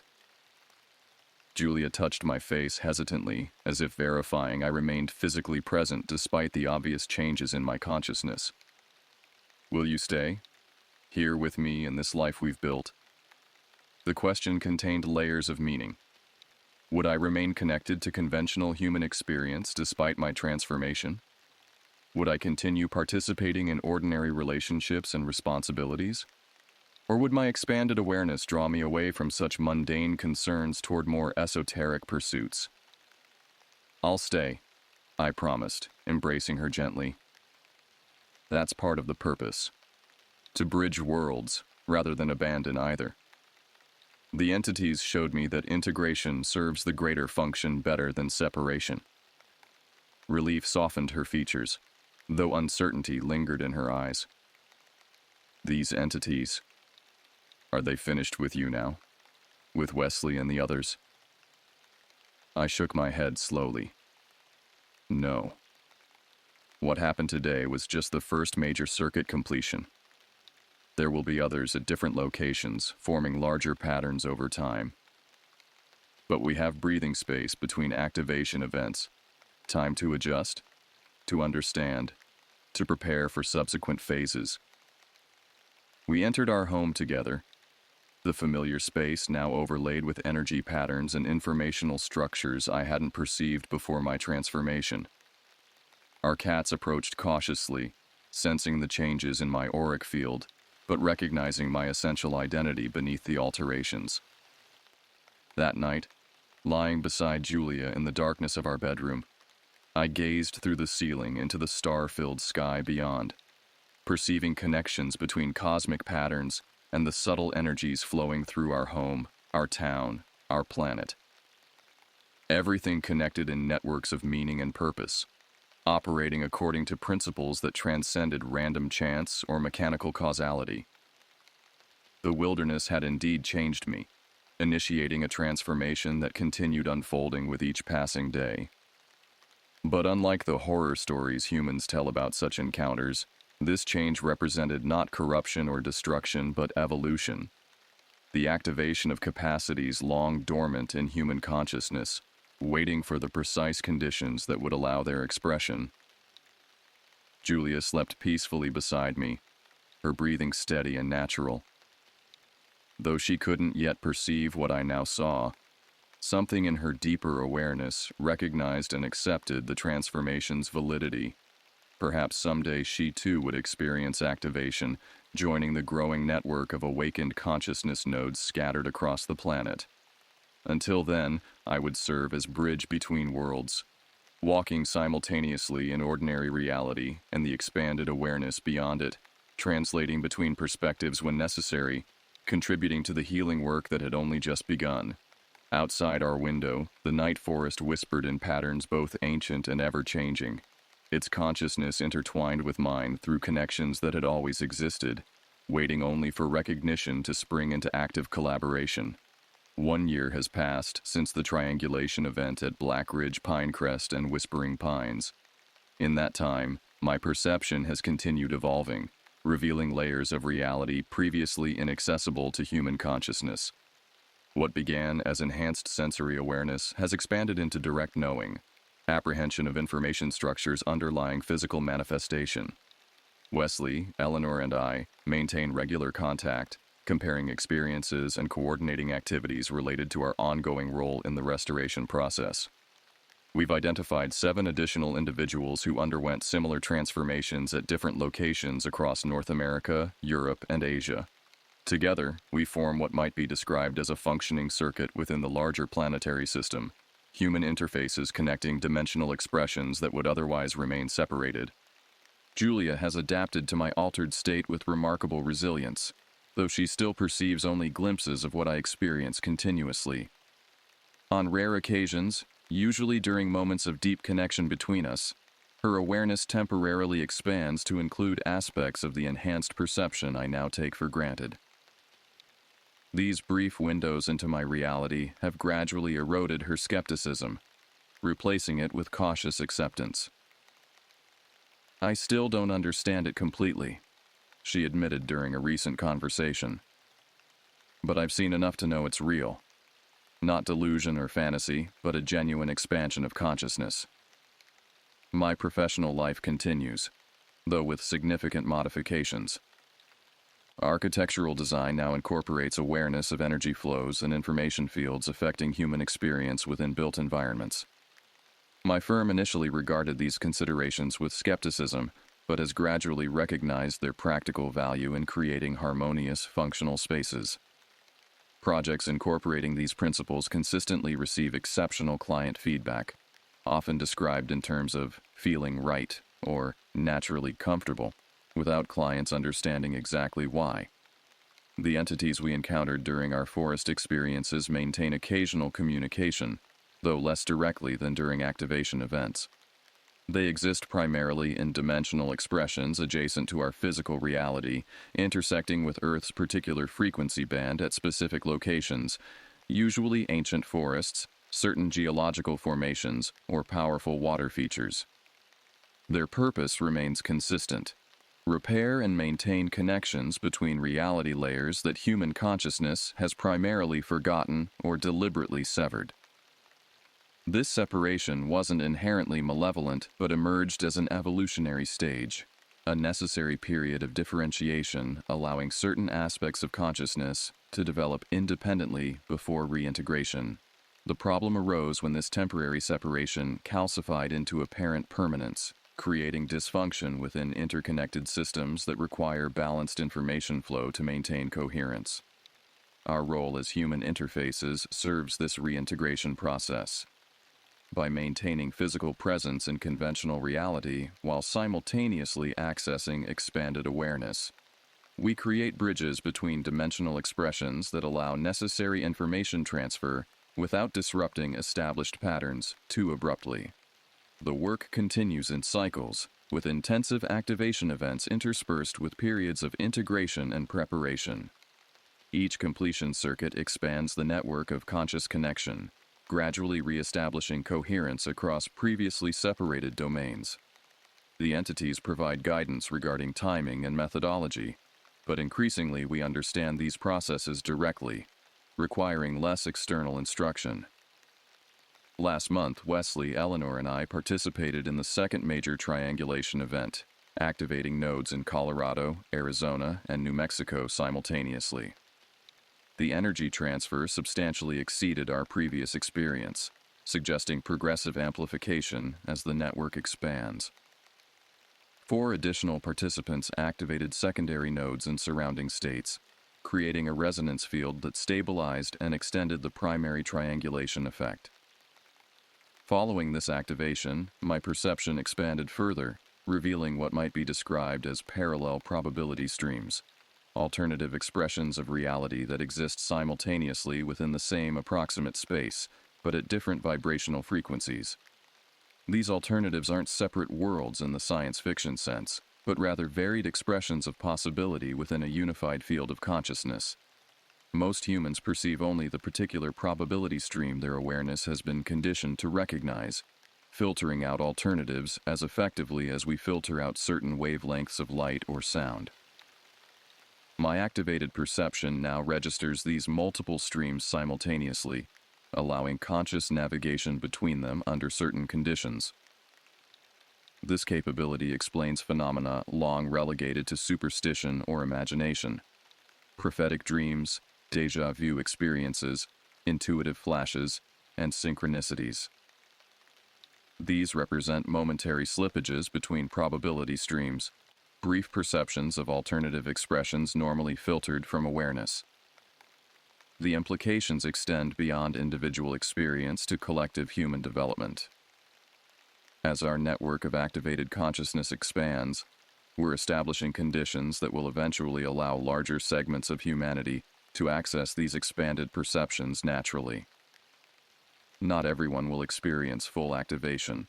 Diversity of perception serves important functions within the larger system, but the rigid barriers between conventional and expanded awareness are gradually diminishing. Julia has begun documenting these changes from her unique perspective as intimate witness to transformation she doesn't fully share. Her background in science education provides valuable framework for translating these experiences into language accessible to those still operating exclusively within conventional perception parameters. "I'm trying to create a bridge," she explained when sharing early drafts of her manuscript. "Not everyone will undergo the kind of dramatic activation you experienced, but many are ready for expanded understanding if presented in familiar terms." Her work represents one aspect of the integration phase following major activation events, translating expanded perception into concepts recognizable within conventional reality structures.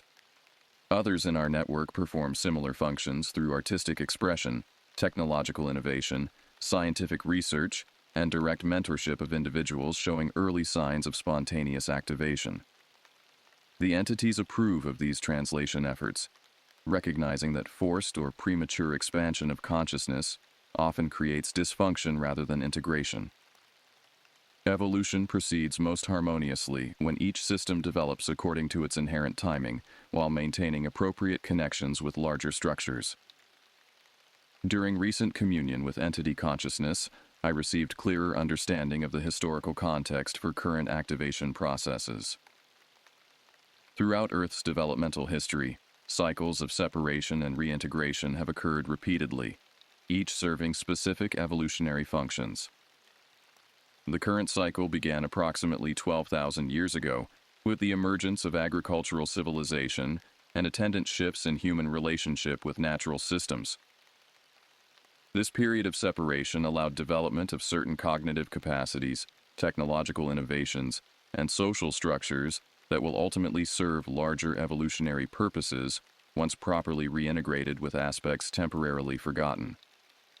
The entities neither judge this separation as wrong nor idealize previous conditions as perfect. They simply facilitate necessary reconnection when appropriate developmental thresholds have been reached. We're now entering a critical phase in this reintegration process. The expansion of human technological capacity has accelerated to the point where it threatens systemic stability, if not balanced by corresponding expansion of consciousness. Our network serves as catalyst for this balancing, establishing patterns that larger population segments will eventually follow through natural resonance rather than artificial imposition. Last week, I returned to Blackridge Forest. Not for formal activation work, but personal communion with the specific energies present at my original transformation site. The forest welcomed me with familiar resonance, its consciousness recognizing mine instantly despite the year's absence. Sitting in the clearing where I'd first encountered the entities, I allowed my awareness to expand fully, perceiving the location across multiple dimensional expressions simultaneously.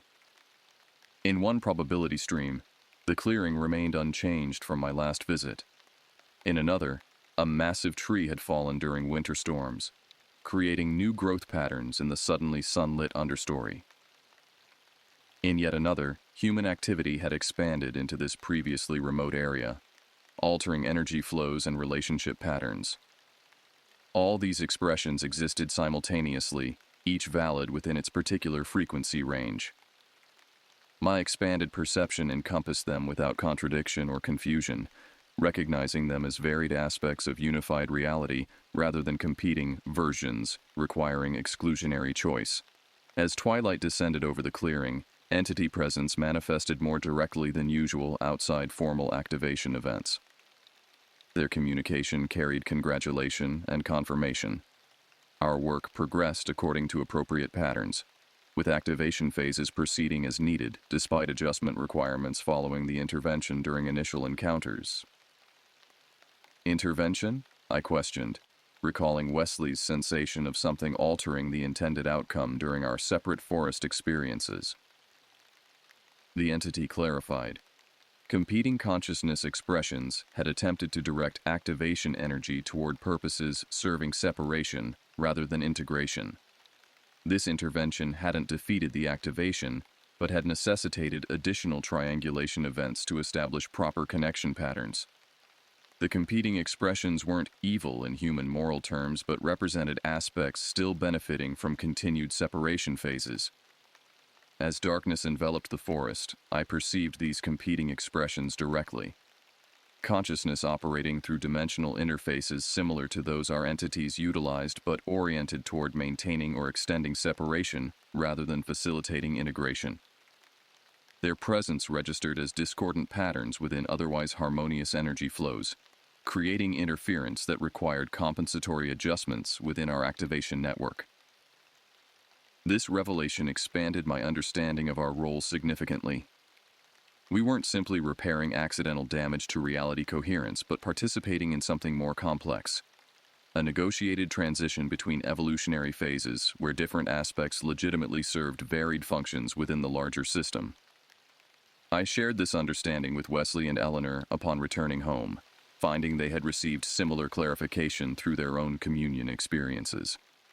Our network now adjusted operational parameters accordingly, recognizing that integration required appropriate timing rather than forced implementation against persistent separation patterns. Julia noticed the subtle shift in my perspective immediately. "Something's changed," she observed as I unpacked from the Blackridge visit. "You seem, more settled somehow, less urgently driven." Her perception proved remarkably accurate. Understanding the larger context had indeed altered my relationship with the work, not diminishing commitment but transforming urgency into patient persistence. Evolution proceeded according to necessary timing, neither requiring nor benefiting from anxious acceleration. This morning, as summer sunlight streamed through our kitchen windows, Julia surprised me with an unexpected announcement. I want to participate in the next activation event, not as observer or documentarian, but directly. The statement caught me momentarily speechless. Though Julia had gradually accepted the reality of my transformation, she had consistently maintained appropriate boundaries around her own direct involvement. "What changed?" I asked finally. She smiled, a complex expression containing both determination and vulnerability. "Dreams, mostly. For months now, I've been experiencing what you described before your first activation. Specific locations appearing with increasing frequency and detail. Instructions that make no rational sense yet feel compelling and somehow familiar." I nodded, recognizing the pattern that preceded my own initial transformation. "Have you identified the location? The timing?" "Northern Vermont, near the Canadian border, during the winter solstice." She hesitated before adding, "I'm not the only one. 3 others without previous direct involvement have reported identical dreams focusing on the same region." This development aligned with information our network had recently received regarding the next major activation phase. 4 new primary nodes would establish connection during December, expanding the integration field substantially. Julia's inclusion represented an important transition, activation extending beyond those who had experienced initial forest encounters to individuals prepared through different pathways. The implications resonate beyond our immediate circle to broader human evolution. Consciousness activation is accelerating according to natural timing rather than artificial imposition. Those ready for expanded perception receive appropriate preparation through dreams, intuitive promptings, and synchronistic encounters. Others maintain conventional awareness longer, serving necessary functions within that expression, while reality streams gradually converge. As I complete this account of my experiences, autumn leaves dance outside my window in patterns revealing information transfer between trees preparing for seasonal transition. Birds flying south carry electromagnetic signatures that interact with Earth's field in precisely calibrated relationships. Cloud formations above the distant mountains encode data accessible to those with activated perception, while simultaneously serving atmospheric functions recognized by conventional science. Everything serves multiple purposes simultaneously across varied dimensional expressions. Nothing exists in isolation or functions through singular causality. The horror I initially experienced in those forest encounters represented simply the disorientation of consciousness expanding beyond accustomed limitations, fear arising not from external threat but internal resistance to transformation. The wilderness changed me, as it has changed countless others throughout human history. Not through malevolent intention or random accident, but through activation of capacities always present yet temporarily dormant during necessary phases of focused development. We stand at evolutionary threshold, individually and collectively. The forests know this. The entities facilitating transformation know this. And increasingly, humans with activated consciousness know this. Not as abstract theory or spiritual belief, but as direct perception of reality structures previously filtered from awareness. The integration continues, proceeding neither too quickly nor too slowly, but exactly as required by the complex, interconnected systems involved. Those ready for expanded perception receive necessary activation. Those requiring additional preparation within conventional parameters continue their development accordingly. And the forests wait, as they have always waited, simultaneously within and beyond time. Conscious participants in evolutionary processes that transcend human understanding while remaining intimately connected to human experience. I return to those forests regularly now, no longer seeking dramatic transformation, but quiet communion, with consciousness expressions that teach through resonance rather than language. Julia sometimes accompanies me, her perception gradually expanding through natural exposure rather than catalytic event. The horror of my initial encounters has transformed into profound appreciation for processes far more complex and purposeful than I originally understood. What seemed threatening or alien now reveals itself as necessary function within systems too vast for conventional human perception to encompass completely. And so we continue, walking between worlds that were never truly separate, translating between expressions that remain connected despite apparent divisions, serving integration that proceeds according to patterns established long before human consciousness emerged on this particular planetary expression. The wilderness changed me. And through that change, I discovered the wilderness was never truly outside us at all.